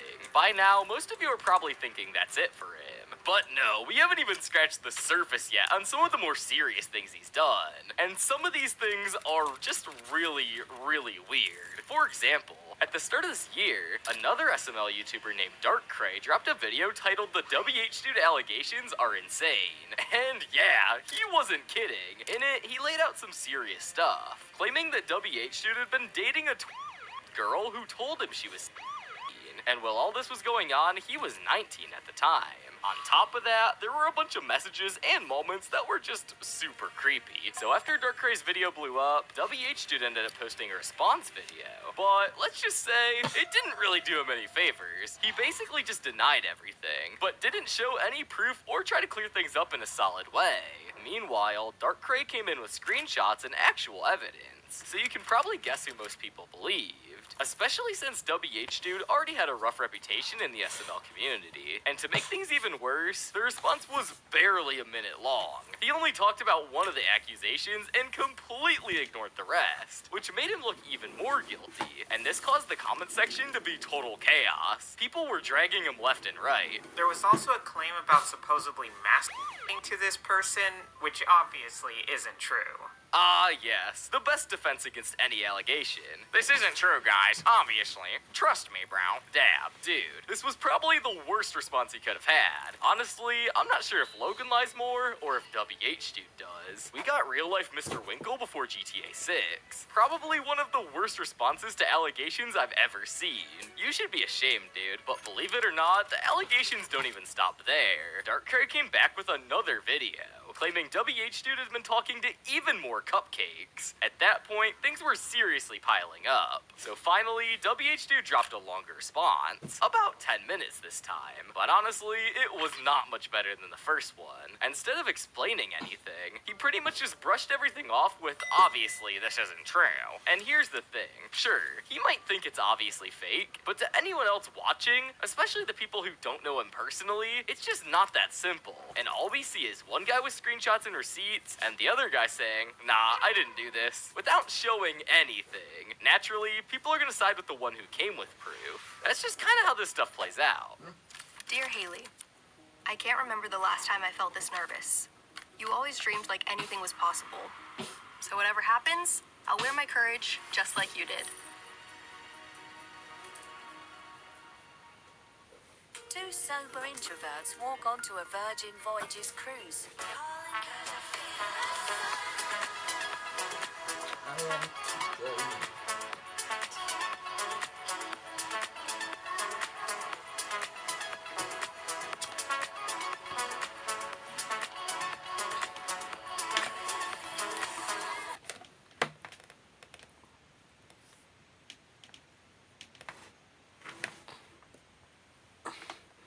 Now, you may think we're done here, but we're certainly not. WH Dude is not only an unemployed SML critic and PDF file, but he's also a misogynist. In his videos, he has always made his misogyny obvious, and not many people really ever notice it. For example, Dub put together some sort of guide for girls, like a list of requirements if they wanted to date him, which is definitely not a weird thing for someone to make. But let's be honest though, nobody wants to date Dub. Now, what really stood out was the first thing on the list. He says he wouldn't date anyone 16 to 19 or younger, which is pretty ironic, considering that he literally online dated someone who was way under 16. The main reason on why this is misogynistic is because Dub is claiming that girls can be controlled by men, as he's making rules for girls that would want to get with him. Nowadays, WH Dude is making non-SML related content to stay undercover after the accusations, getting way less views than his SML content ever got. But while WH Dude may have barely held on to his presence on the internet, let's take a look at someone who disappeared forever. The SMR was a pretty well-liked SML critic and reviewer in the community, and one day, his whole career went to shambles. emails. On December 23rd, 2023, his Twitter account got fully hacked. The hacker posted his full address, which definitely isn't normal at all. After he got hacked, all of his friends were trying to message him and see what happened, but they got no response. Shortly after this, the inevitable happened.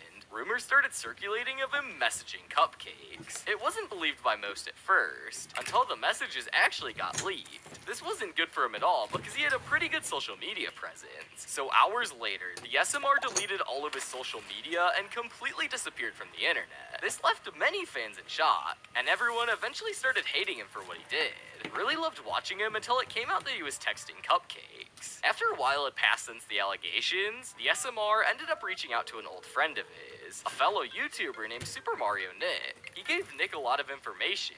He opened up to Nick saying that he was getting doxxed due to his address being leaked. He also sent a paragraph trying to explain that he'd been set up, claiming that all the allegations were just made up by a group of people who apparently hated him for no clear reason.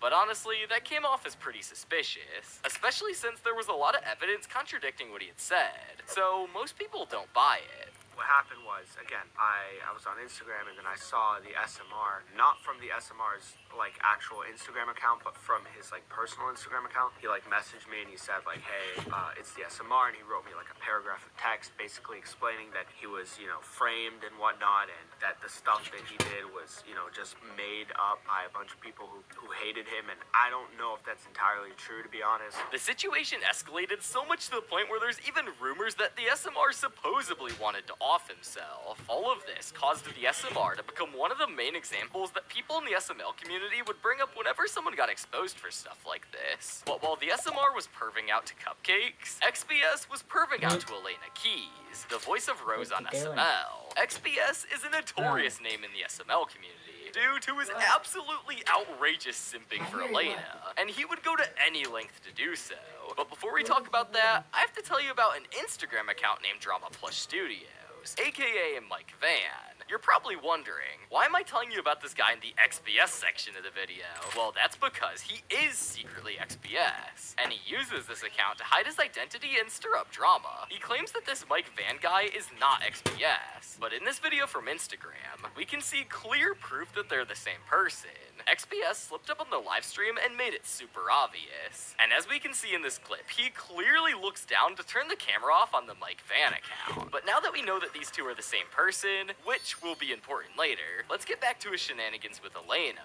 He was known overall to just be really weird and creepy towards Elena online, always leaving comments on her Instagram posts. But what really took the creep meter to 100 is when he went to an SML meet and greet where Elena was there. And during this meet and greet, he got a picture like any normal SML fan would, which just something about this picture is so uncomfortable. Why is bro getting this close to Elena? That's just, bro, like, stop. But after he got his picture, XBS got a bouncy ball from the giant gumball machine, and while he was near Elena, he dropped a ball on the ground, and while picking it up, he tried to look up Elena's skirt. While he thought this was a smart move, the SML crew caught onto this and were laughing about it. And this was all on the live stream, but to make his simping even worse, on top of XBS being a total creep, he's even tried to take down this YouTube channel, because on May 24th at 2:30 a.m., my video about what happened to every one of Logan's ex-girlfriends got a copyright strike, which right away was pretty weird, because I've never really had any copyright problems with SML in the past. So I looked into it, and what would you know? It was claimed by the one and only Mike Van, aka XBS. And if we take a deeper look at this, bro literally claimed me on a random clip of Adriana crashing out at Logan.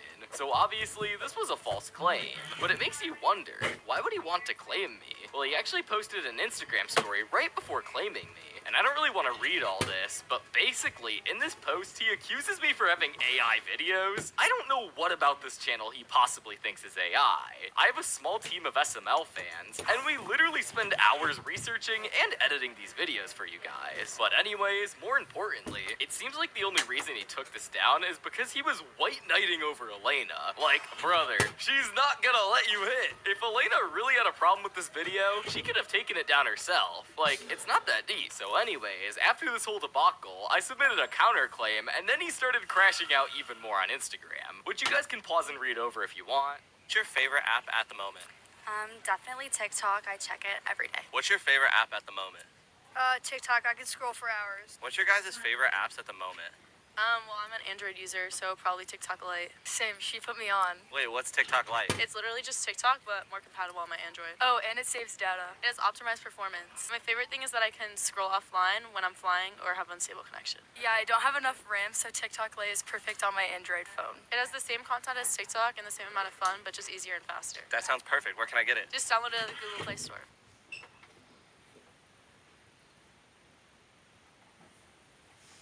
Is that the same lady that called yesterday? So, okay, Memorial Day, I have it on my phone.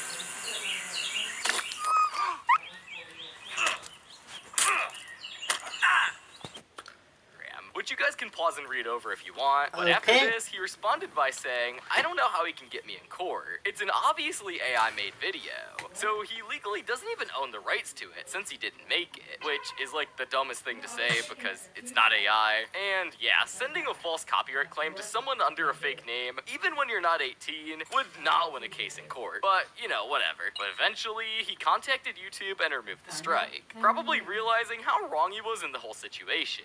He must have quickly learned that nobody in the YouTube community likes people who false strike others' work. Copyright strikes are a serious deal, because if you get 3 strikes, your channel gets deleted. But while XPS might be a total creep and a copyright abuser, nothing XPS did can compare to the amount of stuff that came out about Ray Rants. Ray Rants was another SML YouTuber, kind of in the same lane as the SMR. They had similar content, and people often compared the two. Eventually, some allegations came out about Ray. People were claiming that he'd said some really inappropriate stuff to a old cupcake. It was a serious situation, but similar to the SMR, he was also liked in the SML community at the time, so a lot of people actually stood up for him. One of those people, yet again, being Super Mario Knit. He pointed out that when the SMR got exposed, he immediately deleted his channel, which made him seem like he was guilty, but Ray Rants at the time didn't do that, and some took that as a sign as he wasn't trying to hide anything. So yeah, so I believe that Ray Rants is innocent, okay? That's the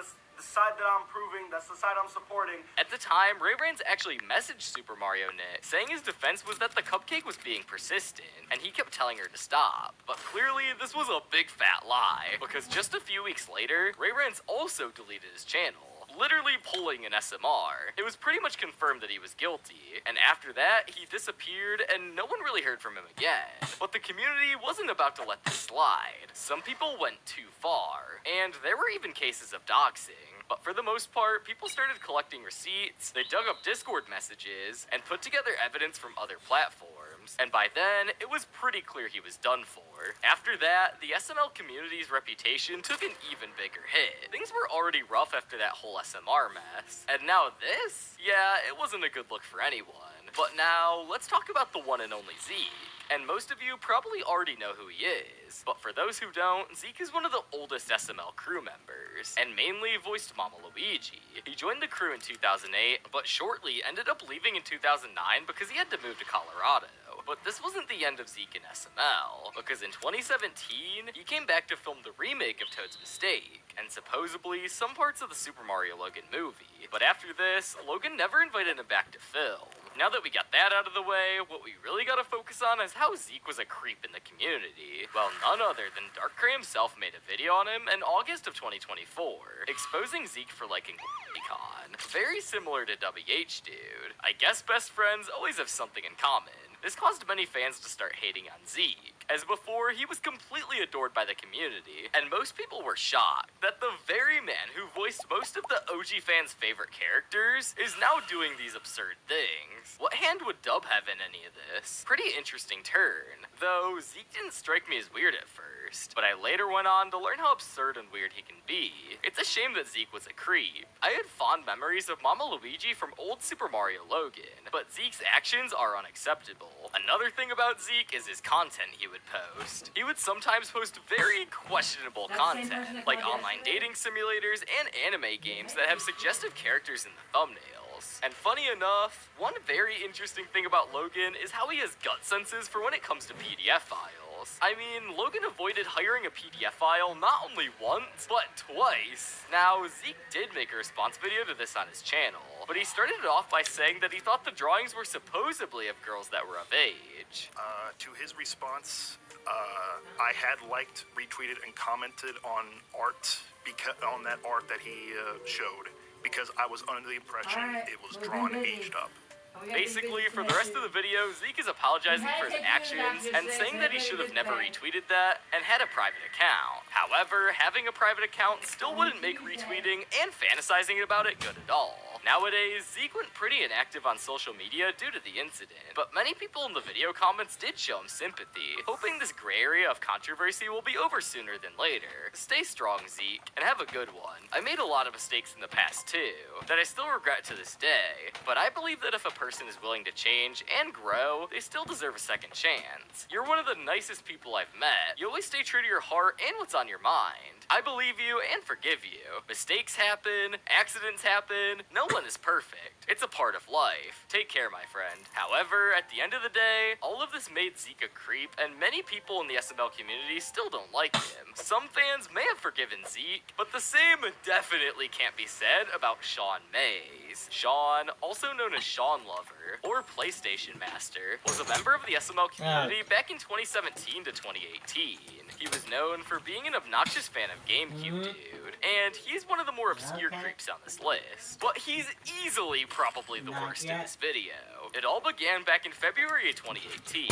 Sean started making some really inappropriate and unsettling comments towards a cupcake on Twitter. This cupcake was actually a moderator from a Discord server that belonged to WH Dude, though that server has since been taken down. And if you think it can't get any worse, he would also sometimes send incredibly disturbing videos to cupcakes, basically telling them what he would do to them. Viewer discretion is advised here, as some of these clips are incredibly disturbing. And as for Steven Bluto Plussy,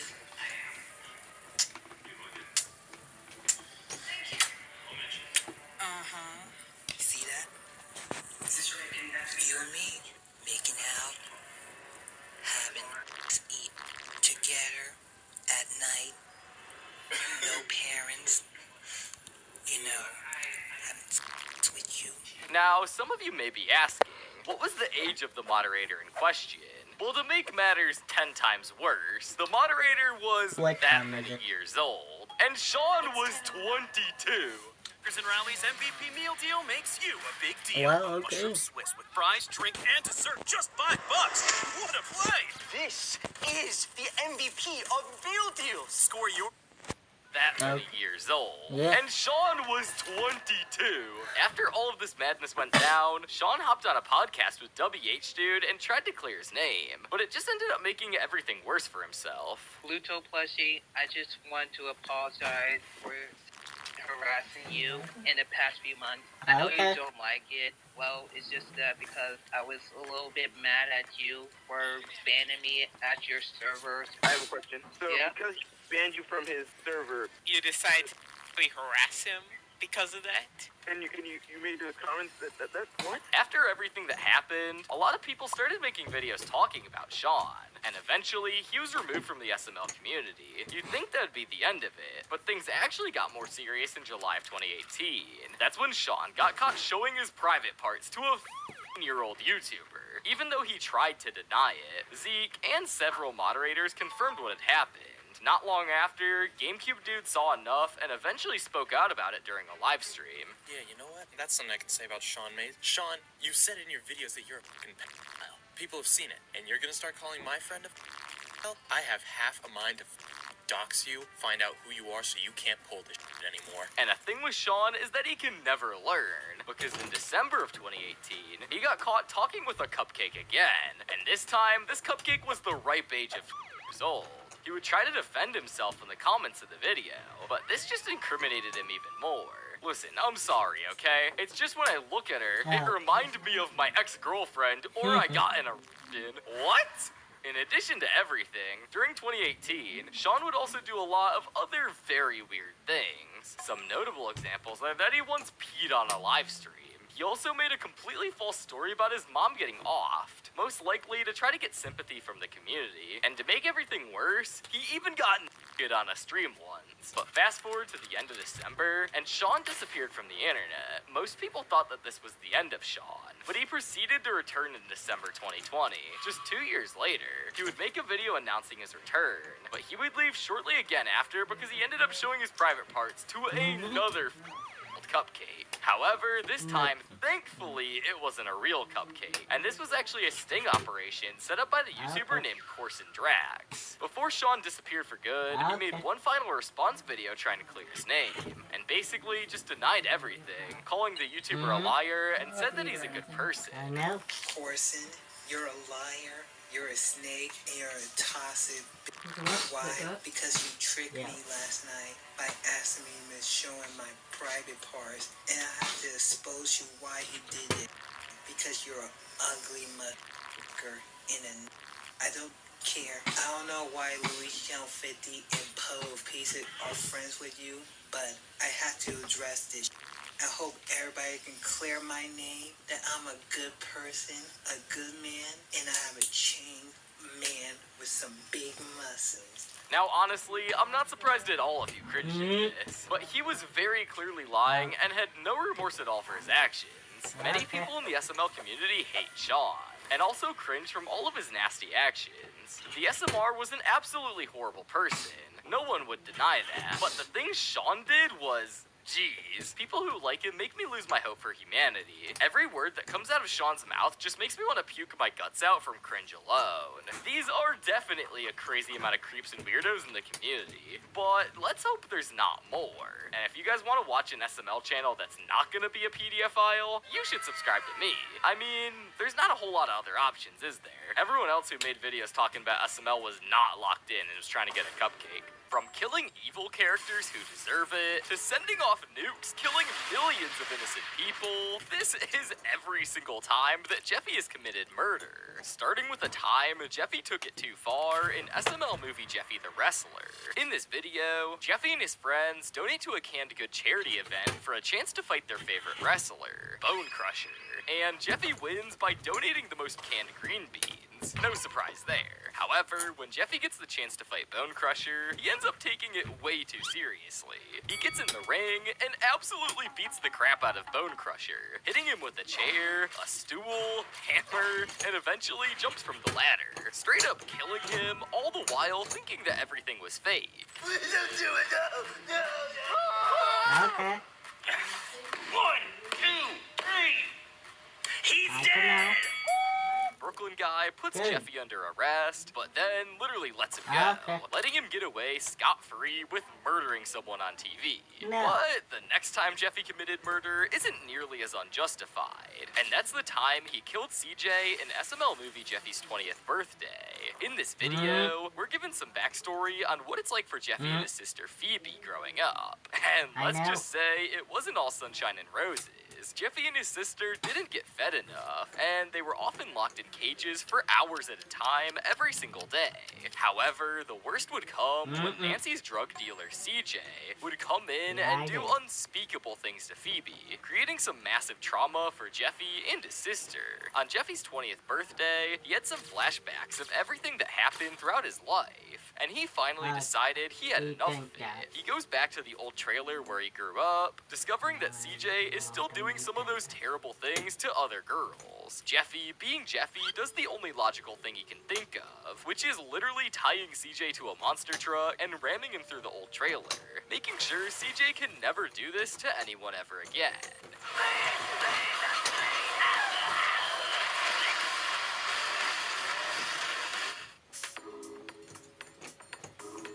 Polybuzz.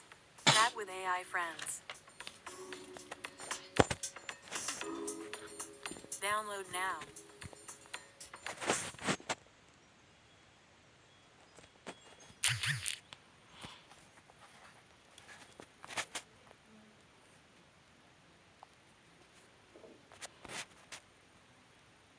He deserved that, CJ. No cap, let go.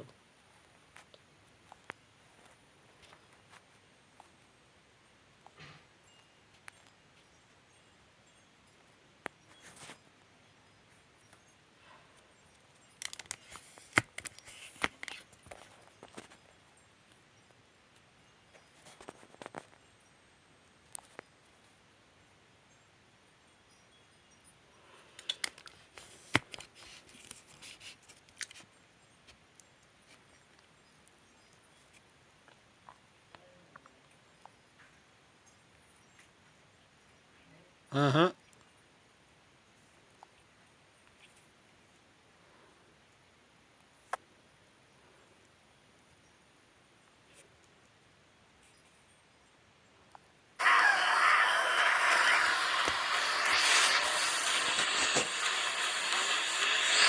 Even though I completely understand where Jeffy would be coming from with this, it's fair to say that he could have still got charged with murder, unless he doesn't get caught. And it does seem like I mean, still deserves it though. Brooklyn guy doesn't really care anyways. Another time Jeffy got a little reckless was when he was driving in SML movie Jeffy Loses His Head. In this video, Marvin gets an insurance check from one of the many times that Jeffy wrecked his car. Jeffy wants to buy a new car, with Marvin not really wanting to. Jeffy eventually gets his way and gets a new convertible that he paints to look like himself. He then runs down the road super quickly, not paying attention to the huge power line in the road, and ends up getting his head chopped off. Brooklyn guy sees that he was decapitated and takes him back home. Marvin and Brooklyn guy have a lot of back and forth before Brooklyn guy realizes they can time travel back with his Apple Watch and save Jeffy from being decapitated. They travel back in time, Brooklyn guy takes care of his past self, and then Jeffy is tasked with taking care of Marvin's past self. Marvin? Where'd you go? I'm back, baby. Marvin, where did you go? All right, Danny, I did it. You killed my old self? I did. Thank you so much. I'm gonna be honest, I'm not sure how Jeffy would even get charged for this, but hey, it's murder he got away with nonetheless. Moving on, we have SML movie Jeffy Plays GTA 6. In this video, Joseph supposedly gets a copy of GTA 6, long before the game is even supposed to come out. Junior and Jeffy really want to play it alongside Junior. Jeffy gets first dibs to play it, however, and he thinks he's playing, neglecting to realize that he doesn't even have his VR headset on, thinking real life is the game. Jeffy then goes around doing some absolutely wild things, like beating up Chef Pee-Pee and attempting to run over Goodman with his own Lamborghini. However, Jeffy doesn't stop at just that, and things get much worse. After attempting to kill Goodman by running him over, he then drives down the road and sees Tyler playing in the road, and doesn't stop or slow down, just simply runs him over, in the process killing him. His then violent crime spree continues when he gets pulled over by the police, and pulls out a freaking grenade launcher and blows up the police car with Simmons in it. Oh, I guess it's just a Nerf toy. Can't do any damage. Holy shit! Simmons! Jeffy eventually gets arrested for his crimes, but all he ends up doing to get out of jail is using a cheat code, and opening up his cell that was already unlocked. Pretty big brain moves there, Jeffy. Jeffy finds himself caught up in taking people out again in SML movie Jeffy Ball Z Part 3, cosplaying as Goku to find the Dragon Balls. In this episode of the series, Jeffy sets out for the Dragon Balls again, after our favorite character, Pumpkin Guy, steals his wish from the dragon, and he runs into Junior and Joseph as Vegeta and Nappa, respectively. Jeffy attempts to defeat them, and instead is beaten up by Nappa's snot laser. Jeffy then recovers quickly, goes Super Saiyan, and flat up kills Joseph instead as a part of his revenge. Now you're gonna die with my spirit. Oh no! Nappa! Vegeta then goes on to talk to Lord Frieza, completely ignoring the death of Joseph, and letting Jeffy get away completely scot-free with his crimes once again. Speaking of Junior, we have our first time on this list where Jeffy has a partner in crime, that being SML movie Jeffy's drone. In this video, Jeffy decides that he's bored and asks Mario if he can get a drone that he sees on TV. Jeffy then decides to let Junior play with his drone while riding it, but Junior gets him stuck and Jeffy has to be rescued by Mario. Mario then tells Jeffy to go play outside instead, and Jeffy and Junior think it's a good idea to send the drone up as high as they can, exploding the drone into an oncoming airplane and causing the plane's engine to go out, leading to it crashing and killing 250 passengers.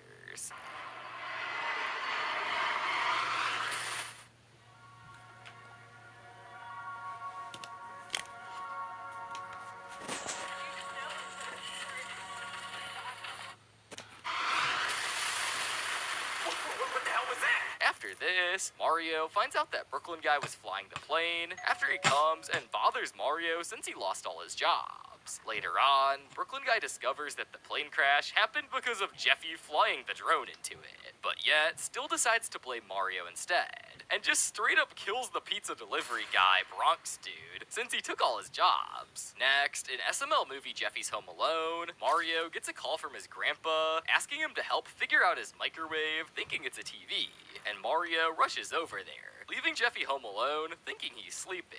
Jeffy then wakes up and goes absolutely bonkers, drawing some NSFW things and performing his favorite pastime with some Cheerios on the table. He eventually orders pizza, and Brooklyn Guy delivers his pizza, realizing that he's home alone. After discovering this, he and Simmons break into the house, and drawing Jeffy comes to life from a picture Jeffy drew.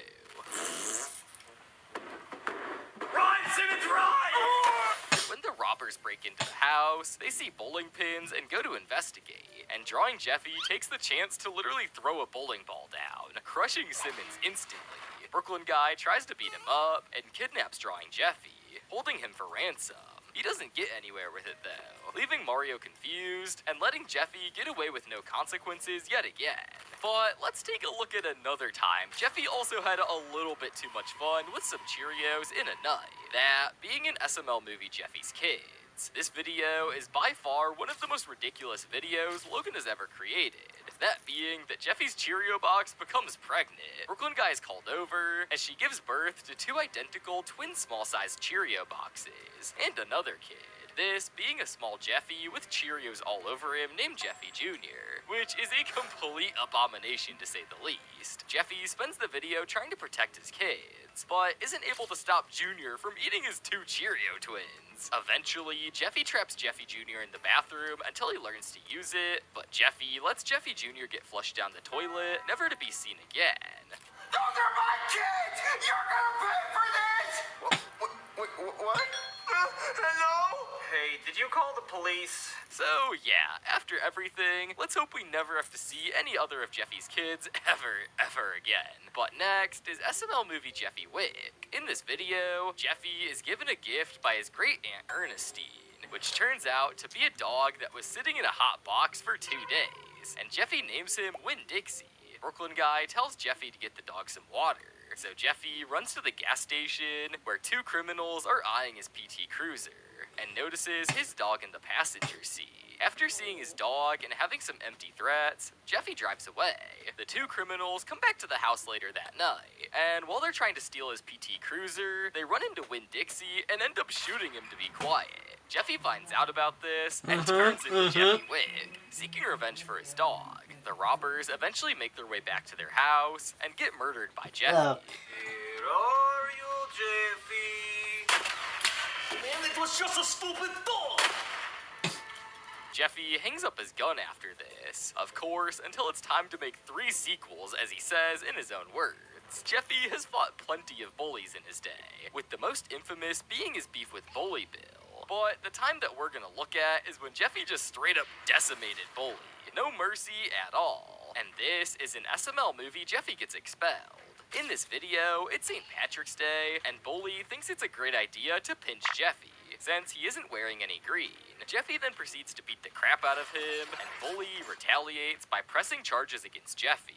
Bully Bill pressing charges against Jeffy causes Jeffy to be trapped at home with an exploding ankle bracelet that will explode if he takes even 1 step outside the house. Later, Bully Bill comes by Jeffy's house and challenges him to a fight, and Jeffy just can't help but accept and steps outside his front door. Mario hears an explosion and goes outside, sees Jeffy's shirt and thinks he's dead, but it turns out Jeffy isn't dead.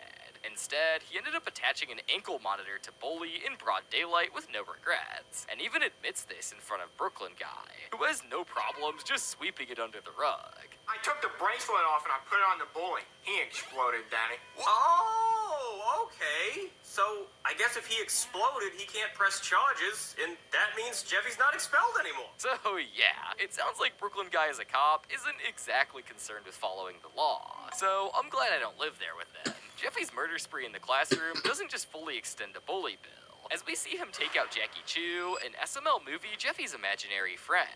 In this video, we see Jackie Chu assign an assignment where the kids have to partner up and make an extinct animal out of Play-Doh, and Jeffy ends up with no partner. Because of this, Jeffy creates an imaginary friend named Bunghole. During this time, Bunghole becomes progressively darker and darker, and even attempts to make Jeffy kill people, including Mario. Jeffy then takes Bunghole to school and tries to show Jackie Chu his imaginary friend. But he doesn't like Jeffy's creation very much, and this causes Bunghole to tempt Jeffy to throw his chair at Jackie Chu, attempting to kill him. But I'll get in trouble. Do it. All right, Crass. I hope you all enjoyed working on your Prado project. Oh, shit. Dude, Jeffy's hardcore. Is the teacher okay? It's not entirely confirmed if Jackie Chu survived this or not, since throwing a chair at somebody is hardly the quickest death sentence. But Jeffy definitely did this with the attempt of murdering Jackie Chu, so yeah, let's hope he's not dead here. Jeffy has murdered people for some absolutely bonkers reasons, but the biggest example that we can point to for the most disgusting murder he's been a part of is in the second Squid Game series. In SML movie Squid Game 2 Part 3, we see the characters having to survive a game of tug of war. The difference with this game, however, is if you lose the game of tug of war, you fall into a massive pit of acid, and several characters end up dying in this episode, such as Rose and Barbara. Jeffy gets his time to shine later in the video, when he teams up with Chef Pee-Pee and gets the chance to have a match with Hansel and a random circle guard. Chef Pee-Pee and Jeffy get close to losing their match, and Chef Pee-Pee gets Hansel to fall over by telling him that there's beer in the acid pit, causing them to lose the game and their life. Jeffy, I think I know what to do. Hey, homeless guy, there's beer in that bucket. Beer? No! We did it, Jeffy! Up to 18,000 off MSRP on select 2025 models. Or lease a 2025 Escape Active for just $199 per month. Residence Day savings are here, and they're big at Essential Ford of Stewart. Choose from a large selection of your favorite new Ford models. Get up to 18,000 off MSRP on select 2025 models. Or lease a 2025 Escape Active for just... Lego. We did it, Jeffy! Spoiler alert, Jeffy eventually wins the entirety of Squid Games, and instead of getting thrown in jail for murdering somebody, he gets a lot of freaking money, so no worries there for him. But Jeffy's kill count is about to go way up. In SML movie The Spy Balloon, in this video, Junior, Jeffy, and Cody are playing with a toy rocket. And when it's Jeffy's turn to play with the toy rocket, he hits it so hard that it flies into the sky, popping the Chinese spy balloon flying overhead. After hearing this, the chief calls Brooklyn Guy to go talk to the kids, and tells them that they'll only get medals if they meant to knock out the balloon, which Junior lies about, and this causes them to become the only line of defense for America. Jackie Chu eventually calls the boys, telling them that China's going to nuke them. And the boys, being the incredibly unintelligent people that they are unable to stop the nuke. The nuke blows up in San Francisco, costing the lives of 2 million people in the process. Breaking news, okay? A nuclear ballistic missile has hit San Francisco. The death toll is in the millions. We believe it was shot by the Chinese. It would be hard to top that level of absurdity, but Jeffy does it pretty easily when he's president. In SML movie President Jeffy, in this video, Jeffy runs to be class president and somehow wins. Brooklyn Guy comes by the house of Mario that he lost the other presidential candidate for the current election, and instead asks if Jeffy will run against Trump. Jeffy and Trump debate and go back and forth, with Jeffy and Trump giving some questionable answers in the process. However, Jeffy then wins the presidential election, and when Jeffy gets elected, Brooklyn Guy gives him access to the nuclear football, where then Jeffy takes this opportunity to do the only thing that he could think of, which is to nuke every green bean factory, literally killing every single person on the entire planet.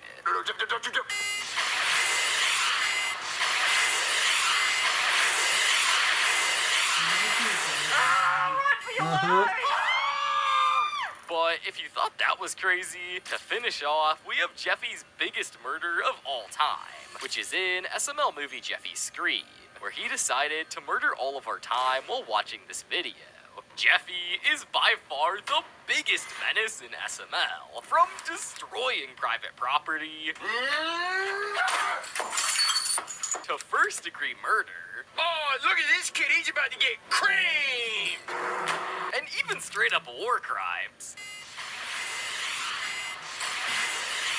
But in all of his degeneracy, Jeffy has never faced the appropriate punishment for all of it, usually getting away completely scot-free. But what if he didn't? In this video, we'll look over what Jeffy's prison sentence would actually look like. And let's just say the final number is crazier than I ever expected.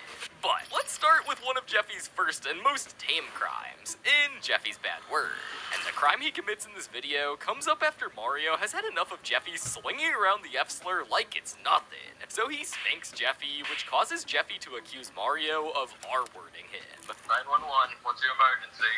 Mr. Police Officer, man, my daddy raped me. What?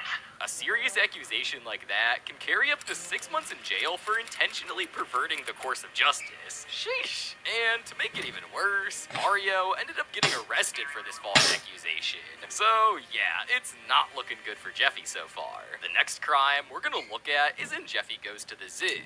In this video, Mario gets the genius idea to take Jeffy to the zoo, which results in him scaring the animals, causing a giraffe to break his neck, and crawling into the frickin' gorilla pen. Jeffy! Jeffy! Oh my god! These are all pretty terrible things to do, but the last one specifically actually enters criminal territory. In all zoos, there is a clear sign telling people not to go into the animal enclosures, but Jeffy intentionally ignored that and went into Harambe's pen. Therefore, this would be classified as second-degree trespassing, which carries a sentence of up to 1 year in prison. But the next incident we're gonna look at somehow gets even worse. In SML movie Happy Merry Christmas, Santa comes over to deliver presents to the SML house, where he sees that Jeffy is still awake. He tells Jeffy to go to bed, but this is where all hell breaks loose. Jeffy proceeds to jump off the balcony and sumo slam Santa. Surprise, Santa! Oh.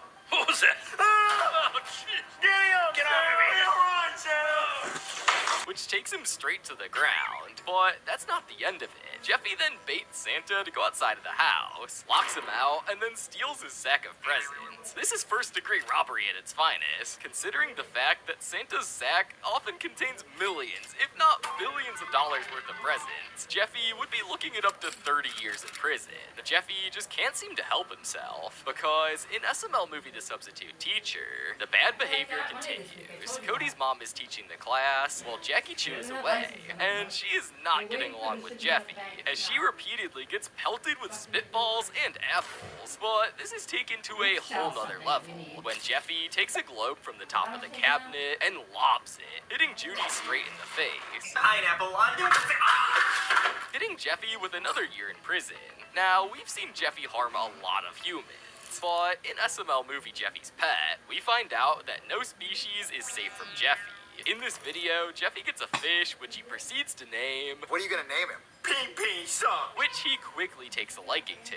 However, this relationship does not last, with Jeffy eating the fish alive. You might think that that's enough trauma for one video, but then Mario and Rosalina think it's a great idea to buy Jeffy a hamster, which goes about as well as you would expect. Jeffy, where's Melvin? Jeffy? Is he in your mouth? Open your mouth, Jeffy. Although Jeffy does vomit him out, this is still very clearly animal abuse, and would get him 1 year in prison. But that's not it, because since he killed Pee-Pee Suck 1 as well, his sentence would be raised by another year. In this next video, Jeffy the rapper, Jeffy, well, becomes a rapper. But being a rapper comes with the rapper lifestyle. Immediately, he starts committing crimes like shooting an old lady and stealing a CC's gift card, which has to be the worst crime of them all. He then shows Mario the new friend he got and proceeds to slap her, which gets him taken away by the police.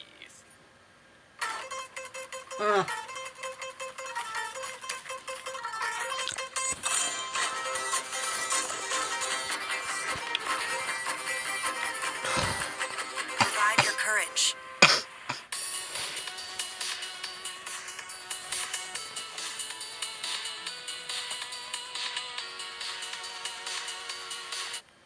Taken away by the police. Now, usually, I would have to actually calculate how long Jeffy would go to jail for, but this video was one of the rare occasions.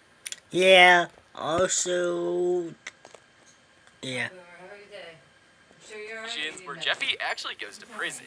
So Jeffy, for committing that murder, larceny, and domestic violence, spends a grand total of 4 months in prison. That can't be right. Well, I think Brooklyn guy actually has a pretty good explanation. Oh, no, he's not going to go to jail for life. You see, he's famous, so he's probably going to serve a few months at most. To be honest, that's probably the most realistic thing he's ever said on the show. At this point, Jeffy has gone full-on Ted Bundy serial killer mode, committing his first murder against an innocent old lady. But this sinister side of Jeffy is on full display in SML movie The Unalive Body.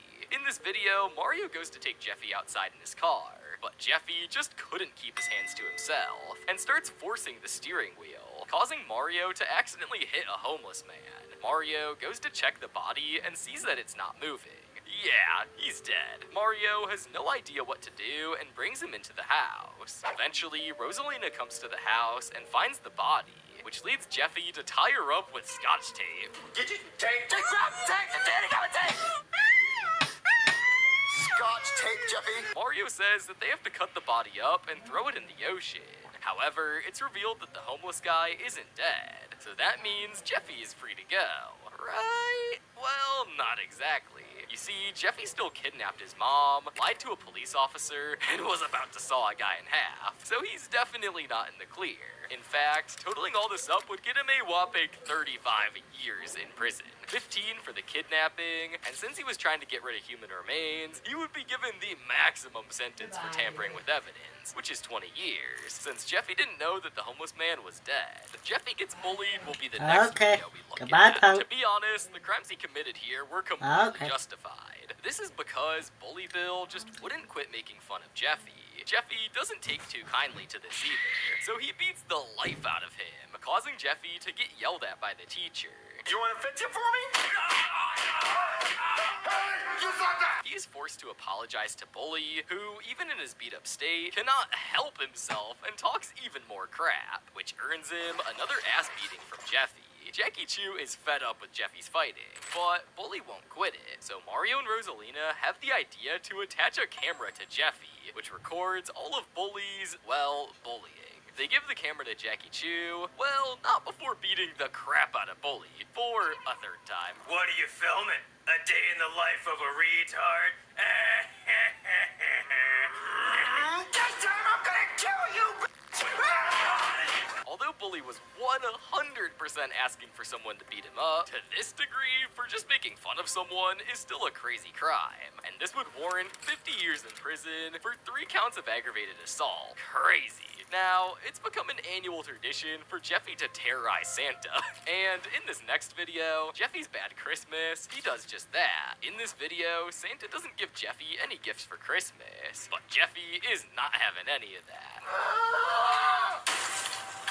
Take that, Santa Claus! So Jeffy, along with Junior and Cody, teleport Santa to the house and tie him up, saying that they'll only let him go if he gives Jeffy a toy. But Santa does not budge. He tries escaping multiple times, with Jeffy catching and beating him up every time. Jeffy rants about why Santa won't give him a toy when Santa starts to choke on cookies, which causes him to perform the Heimlich maneuver and save Santa, to which Santa thanks him and says that he'll get a present. However, Santa pulls a fast one and escapes back to the North Pole. This is clear-cut kidnapping. Plus, since Jeffy asks for presents as a ransom and assaults him multiple times, he's going 40 years in the slammer. Jeffy's crimes aren't just limited to violence, though, as he also steals a lot of money in Jeffy the Rapper, too. Jeffy and Mario need $6,000 to pay Mario's house payment. So Jeffy, after losing a rap battle, steals $10,000 from Tyrone. Oh, Dad, I got this. What? $10,000? Yep. Where'd you get that at, Jeffy? Oh, I stole it off the pile of money. This would yield about 4 years in prison for theft. But what about the crimes that Jeffy did in Jeffy's Taco Tuesday? In this video, Jeffy really wants to get tacos, but Mario says no. Eventually, the gang get the money and buy tacos from a completely normal-looking location. Excuse me, sir. Hey there, what can I do for you? However, Junior and Cody discover that the tacos are actually bombs, and Cody goes to tell Mario and Jeffy before they eat them. Jeffy then gets really mad and throws the taco in anger, causing it to explode. This would definitely qualify as reckless endangerment, and would earn him about 2 years in prison. You might have thought that after Jeffy obliterated Bully and Jeffy gets bullied, he may, chill out and not get beaten. But of course, he doesn't, and keeps talking crap to Jeffy. In SML movie, Jeffy gets expelled. And let's just say he gets destroyed again. But this time, Bully Bill actually presses charges and gets Jeffy expelled from school, with Brooklyn Guy giving Jeffy an ankle monitor that would explode if Jeffy went outside. Jeffy spends the day inside until Bully Bill comes to the front door to talk more crap. But little did he know this would be his greatest mistake, because Jeffy gives Bully Bill the ankle monitor, which causes him to blow up. I took the bracelet off and I put it on the bully. He exploded, Danny. Jeffy would be charged with first-degree murder, giving him his first life sentence of the video. If you've watched this far into the video, you know that Jeffy is seriously mentally disturbed, in multiple ways. And this is made clear in SML movie Jeffy's Imaginary Friend. In this video, Jeffy is tasked with making a new species with Play-Doh for a school assignment. However, Jeffy's Play-Doh creation actually comes to life and befriends Jeffy. Good for him. But it's revealed that Jeffy's new friend is actually a figment of his imagination. He starts to tell Jeffy to do some really messed up stuff, like to kill Mario. At school, Jackie Chu gives Jeffy an F, which he gets really upset by, but his new imaginary friends tell him to throw a chair at him. Jeffy, scared of what his new friend could do to him if he says no, gives in and throws the chair at Jackie Chu. Throw your chair at him. But I'll get in trouble. Do it. All right, Crass. I hope you all enjoyed working on your Play-Doh project. Usually, an assault like this could yield a decade in prison. But due to Jeffy's clear schizophrenia, the sentence would be lowered to around 2 years in a psychiatric facility.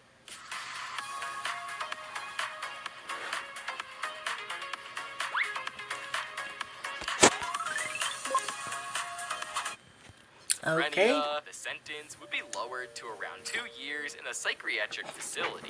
Jeffy's next criminal act is an SML movie Jeffy's Drone. Jeffy gets really bored of his toys and asks Mario to get him a drone. Mario reluctantly agrees, and Jeffy starts flying the drone inside of the house, which, let's just say, does not go well. Mario tells him to fly the drone outside the house, which Jeffy actually listens, but a bit too well, because he flew the drone higher and higher until he hit a plane engine. You might think this would lead to Jeffy getting hundreds of years in prison for all the lives that he killed. But surprisingly, Brooklyn Guy the pilot managed to land the plane safely in a field. Jeffy would certainly get a massive fine for the damage to the plane, but in terms of prison time, he would only get 1 year in prison. SML movie Invisible Jeffy is the next video which we'll look at, and Jeffy gets full-on freaky in this video. Jeffy is nervous about giving a speech at school, so Mario gives Jeffy a pair of glasses, which supposedly makes him invisible. Jeffy then takes these glasses and straight up turns into Diddy, slapping girls on the ass, watching them undress, and taking pictures of them going to the bathroom. This level of sexual harassment would land Jeffy 2 years in prison. But now, let's go back to Jeffy attacking Bully Bill. In this next video, Jeffy's backpack. In this video, Jeffy doesn't have a backpack, which Bully Bill, to no one's surprise, starts mocking him. Jeffy then starts beating up Bully Bill, which gets him sent home. Bully Bill tries to press charges, but Brooklyn Guy could not be bothered. That's the end of it, right? Well, no. Mario gives Jeffy a Minecraft bag, to which Bully Bill bullies him again when Jeffy pulls out a Minecraft sword and starts attacking him. Using obsidian and Barney hugs. You can't have that at school. Yes, I can. Don't kick me. You didn't like it? Finally, Jeffy goes to school with his new Jeffy backpack, which of course causes Bully Bill to bully him again. Jeffy then goes into his backpack and shoots freaking lasers at him, which Bully Bill blocks with his bulletproof backpack. This is another 3 assault charges, which would give him yet another 50 years in prison. But now, let's talk about the crimes he did in SML movie Goodman's credit card. In this video, Goodman goes to collect Mario's house payments and accidentally leaves his credit card. Junior and Cody then take the credit card and buy a bunch of stuff. They give it to Jeffy, who buys thousands and thousands of V-Bucks. All right, Jeffy, $10,000 worth of V-Bucks for you and $10,000 worth of V-Bucks for me. Oh yeah, Junior. This is so PP. This would usually only get a fine, but since it's $10,000 whole dollars, Jeffy would spend about a year in prison. It's been a while since Jeffy has had an animal-related crime, so let's end that streak and look at Jeffy's pet tiger. In this video, Jeffy sees a commercial for a tiger sale, which then Jeffy begs Mario to get. Mario tries to trick Jeffy with an orange cat, but Jeffy ain't buying any of that, so Mario goes to actually buy him the tiger. But predictably, the tiger then proceeds to cause havoc and even eat someone. Little cutie, can I pet him?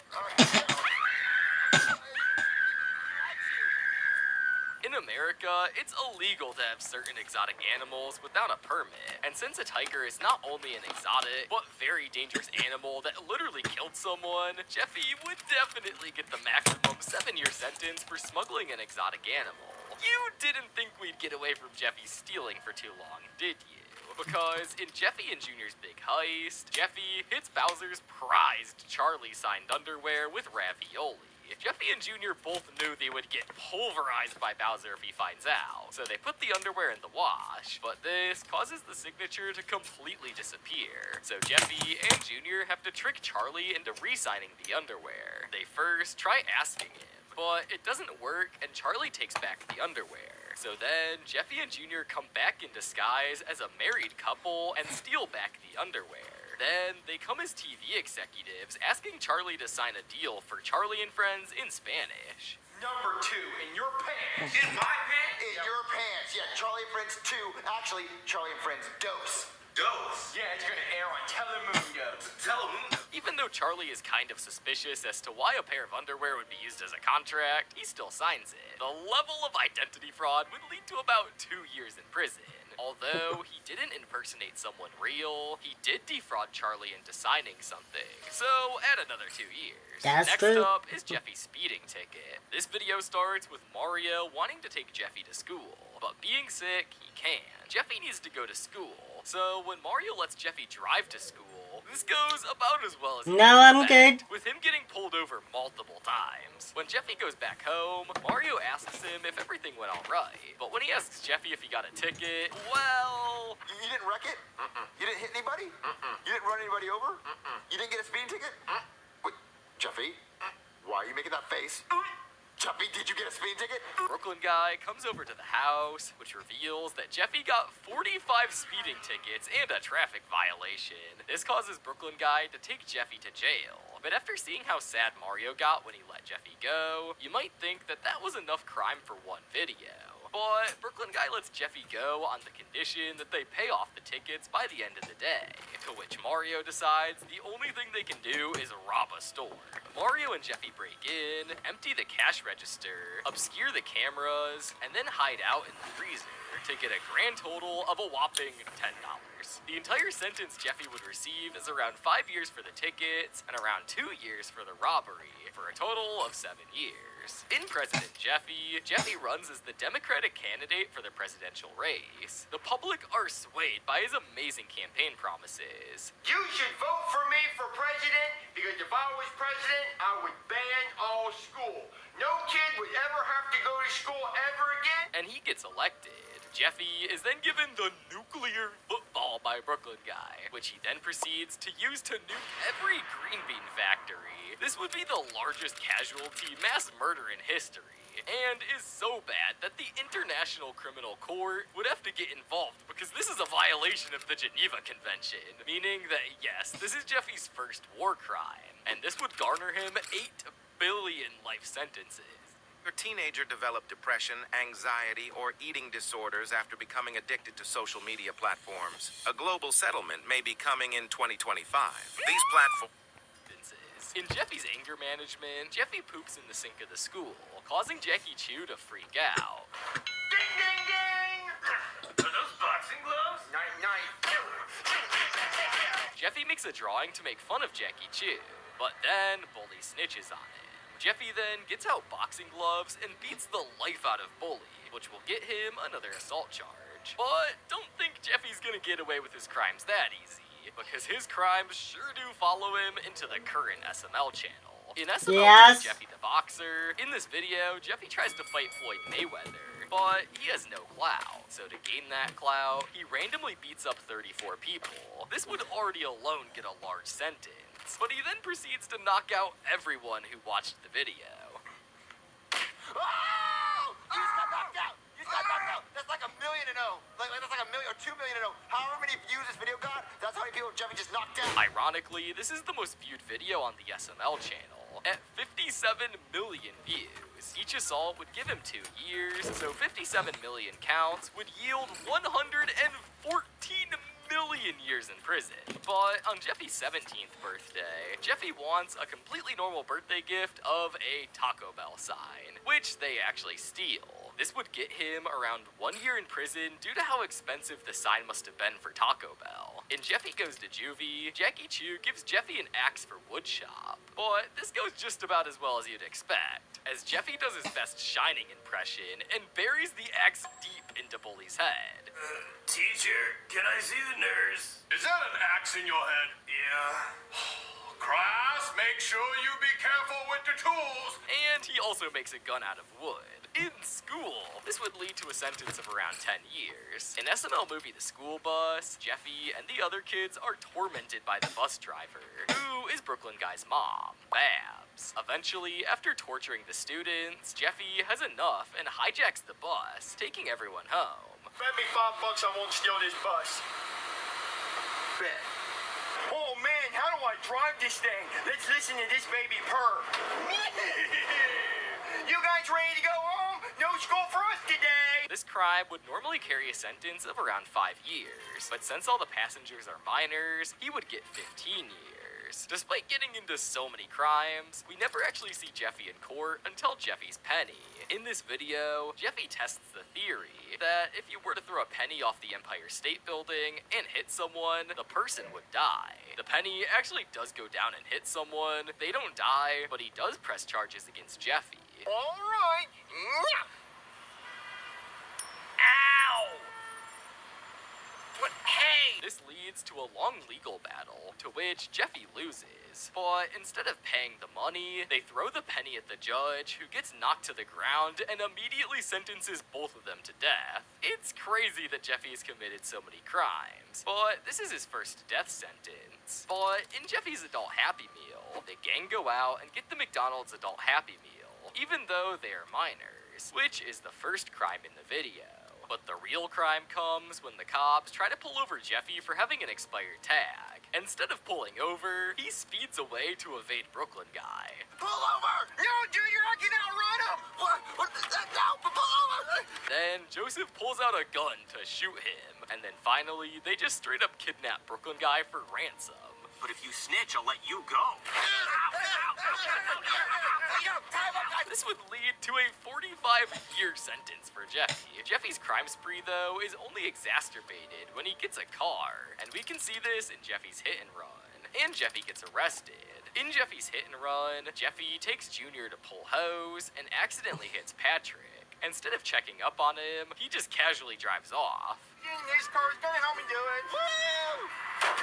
What, Jeffy, what was that noise? I don't know, Junior, just keep singing. Jeffy is trying to... I think you hit something. This would get Jeffy around a year in prison, because there didn't seem to be any lasting injuries on Patrick. And Jeffy gets arrested. Jeffy drinks a ton of root beer, and starts to act really drunk, which wouldn't be a problem until he gets into the car and starts driving around pretending to be drunk. Although this wouldn't get him a DUI, he would still get around a year in prison for reckless driving. Jeffy's assaulting continues in the hockey game. In this video, Junior and Cody face Joseph and Jeffy in hockey. Jeffy doesn't seem to understand the rules of hockey, though, and beats the life out of Junior and Cody with his stick. Do it right now! Bring it on! Bring it on! This would get him around 20 years in prison for assault with a deadly weapon. I mean, he even put Cody in a wheelchair, come on. Now, we've seen Jeffy do some unspeakable things, but none amount to the sheer destruction caused in the spy balloon. In this video, Jeffy and Cody play with a toy rocket and accidentally shoot down a Chinese spy balloon. Alright, Junior.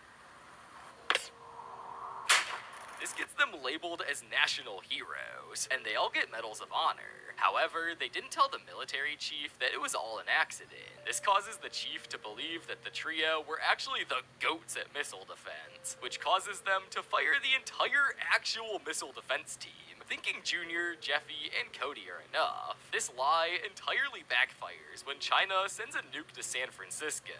And since the trio have no idea what to do, the nuke hits and kills everyone in San Francisco. A nuclear ballistic missile has hit San Francisco. The death toll is in the millions. We believe it was shot by the Chinese. Junior, we just got everyone in San Francisco killed. This means that Jeffy would have 827,000 manslaughter charges. This would lead to around 1 million years added to Jeffy's sentence. Imagine being able to build an app with your name on it, just by thinking about it. Meet Base 44, a complete AI creation platform. 1 million years added to Jeffy's sentence. In Jeffy Plays GTA 6, Jeffy puts on a VR headset, thinking he's playing GTA 6 in VR. But really, he isn't, and instead is just committing crimes in real life. In this crime spree, he hijacks the Lambo, hits Goodman, kills a small child, blows up a policeman and their police car with a grenade launcher, and steals a tank from a military base. How are you gonna beat a tank? Is that a tank? Where'd he get a tank? From your mom's house. Take this. Oh my god! This is Jeffy's second war crime, as stealing any sort of weapon from military bases is a big no-no. And that weapon being a tank, yeah, Jeffy's completely cooked. Usually, it would be a nightmare to try to calculate what the sentence for that crime would be. But fortunately, Judge Poopy does that for us by sentencing Jeffy to life in prison. In SML movie The Ancient Egg, Cody tells the trio and Jeffy about a secret Mayan dirt farm, which has a magical egg buried within. The boys get to the farm, where they try to find the egg, but it is way too big to dig up on their own. This is until Jeffy comes with his excavator and absolutely tears up the ground, to which they actually find their egg. Baby! Whoa, dude, that's sick! However, it's revealed that the excavator was actually Brooklyn guys, which Jeffy hijacked. This would get Jeffy another 5 years in prison. Come on. Jeffy's crimes also extend to the freaking environment, as seen in SML movie Jeffy's Forest Fire. In this video, Junior, Joseph, and Jeffy get the great idea to light a bent firework in the woods in a dry season. Cody tells them that this is a really stupid idea, which the trio don't listen and light the fireworks anyway. This causes a massive forest fire, which kills a bunch of animals and totally eviscerates the woods. Stay back, stay back! Oh, dude! Oh, it hit the tree. Dude! We just started a forest fire! Let's get out of here! This would lead to another 6 months being added to his sentence. In Jeffy the Wrestler, Jeffy wins the chance to fight the #1 wrestler, Bone Crusher. Everyone thinks he's gonna lose, but when he actually gets in the ring, he goes Hulk mode on him and pummels Bone Crusher, who tells him that the whole wrestling thing is fake. But Jeffy doesn't believe him and keeps beating him so badly that he dies. But that isn't the end of it, because at Bone Crusher's funeral, Jeffy takes Bone Crusher's body out of the casket and starts beating it up, thinking he's faking being dead. I don't believe he's dead! Oh, dear God! The horror! The horror! This is still not it, because afterwards, Jeffy extorts money from Bone Crusher's parents, and then jaywalks to try to evade the cops. This would give Jeffy another life sentence for murder, plus all the other bad stuff. Jeffy's crazy crimes continue in Jeffy's traffic light. In this video, Jeffy takes the Skeeter Boys to McDonald's, but when he comes back, he runs a red light. Jeffy really doesn't want his parents to find this out, so he was mortified when he realizes that there may be a red light camera. In order to evade justice, he steals the traffic light and takes it back home. Not only is this a massive crime, but it gets worse when this causes a mass casualty car crash where the traffic light was supposed to be. This would give a 7-year sentence for Jeffy. In the Rudolph problem, Santa tries to deliver toys on his own after Rudolph died. The first house he went to is Jeffy's, who is upset at Santa and has a massive Star Wars duel with him. You will try! Yeah! Yeah! This accumulates in Santa slicing up Jeffy and leaving him to die. Even though Jeffy did lose the fight, he still intended to kill Santa with a deadly weapon, which would get him 48 extra years in prison. Nice. But the final video we're gonna look at is Jeffy Goes to Epic Universe, and perhaps it has the largest prison sentence for Jeffy. In this video, Jeffy and Marvin go to Epic Universe in Universal Studios, and in the park they see a very familiar pipe, which they were about to go into until Brooklyn Guy scolds them. Huh, Jeffy, I wonder what's inside that green pipe-looking thing. I don't know, Donnie. Let's go check it out. Let's go. Where the fuck do you think you're going? Apparently, it's not only illegal, but the worst crime in the SML universe to reference anything related to Mario or Nintendo. This gives Marvin and Jeffy an astounding 10 billion consecutive life sentences, which totals up to 800 billion years in prison. So this is Jeffy's full prison sentence. He's really gonna have to start drinking his milk if he wants to get through this. But if you want to free my boy Jeffy, subscribe. I wear lucky. I feel lucky. Feel lucky. I wear lucky. I feel lucky. Feel lucky. I wear lucky. I wear lucky. I feel lucky. I wear wear lucky. I feel lucky. I wear this reaction. I feel like doing this reaction. Anyway, this reaction is about to end, though. That will be the end of the reaction to 2 hours of disturbing... Yeah. Anyway. SML load 2 hours. Yeah. Anyway, without further ado, make sure to like, comment, subscribe, tell us what you want us to track next. If you liked and enjoyed, make sure to also hit the bell icon so you get notified whenever we upload Person Go Live on Data and Bold Hours. Until next time, Data and Bold Hours, we all out.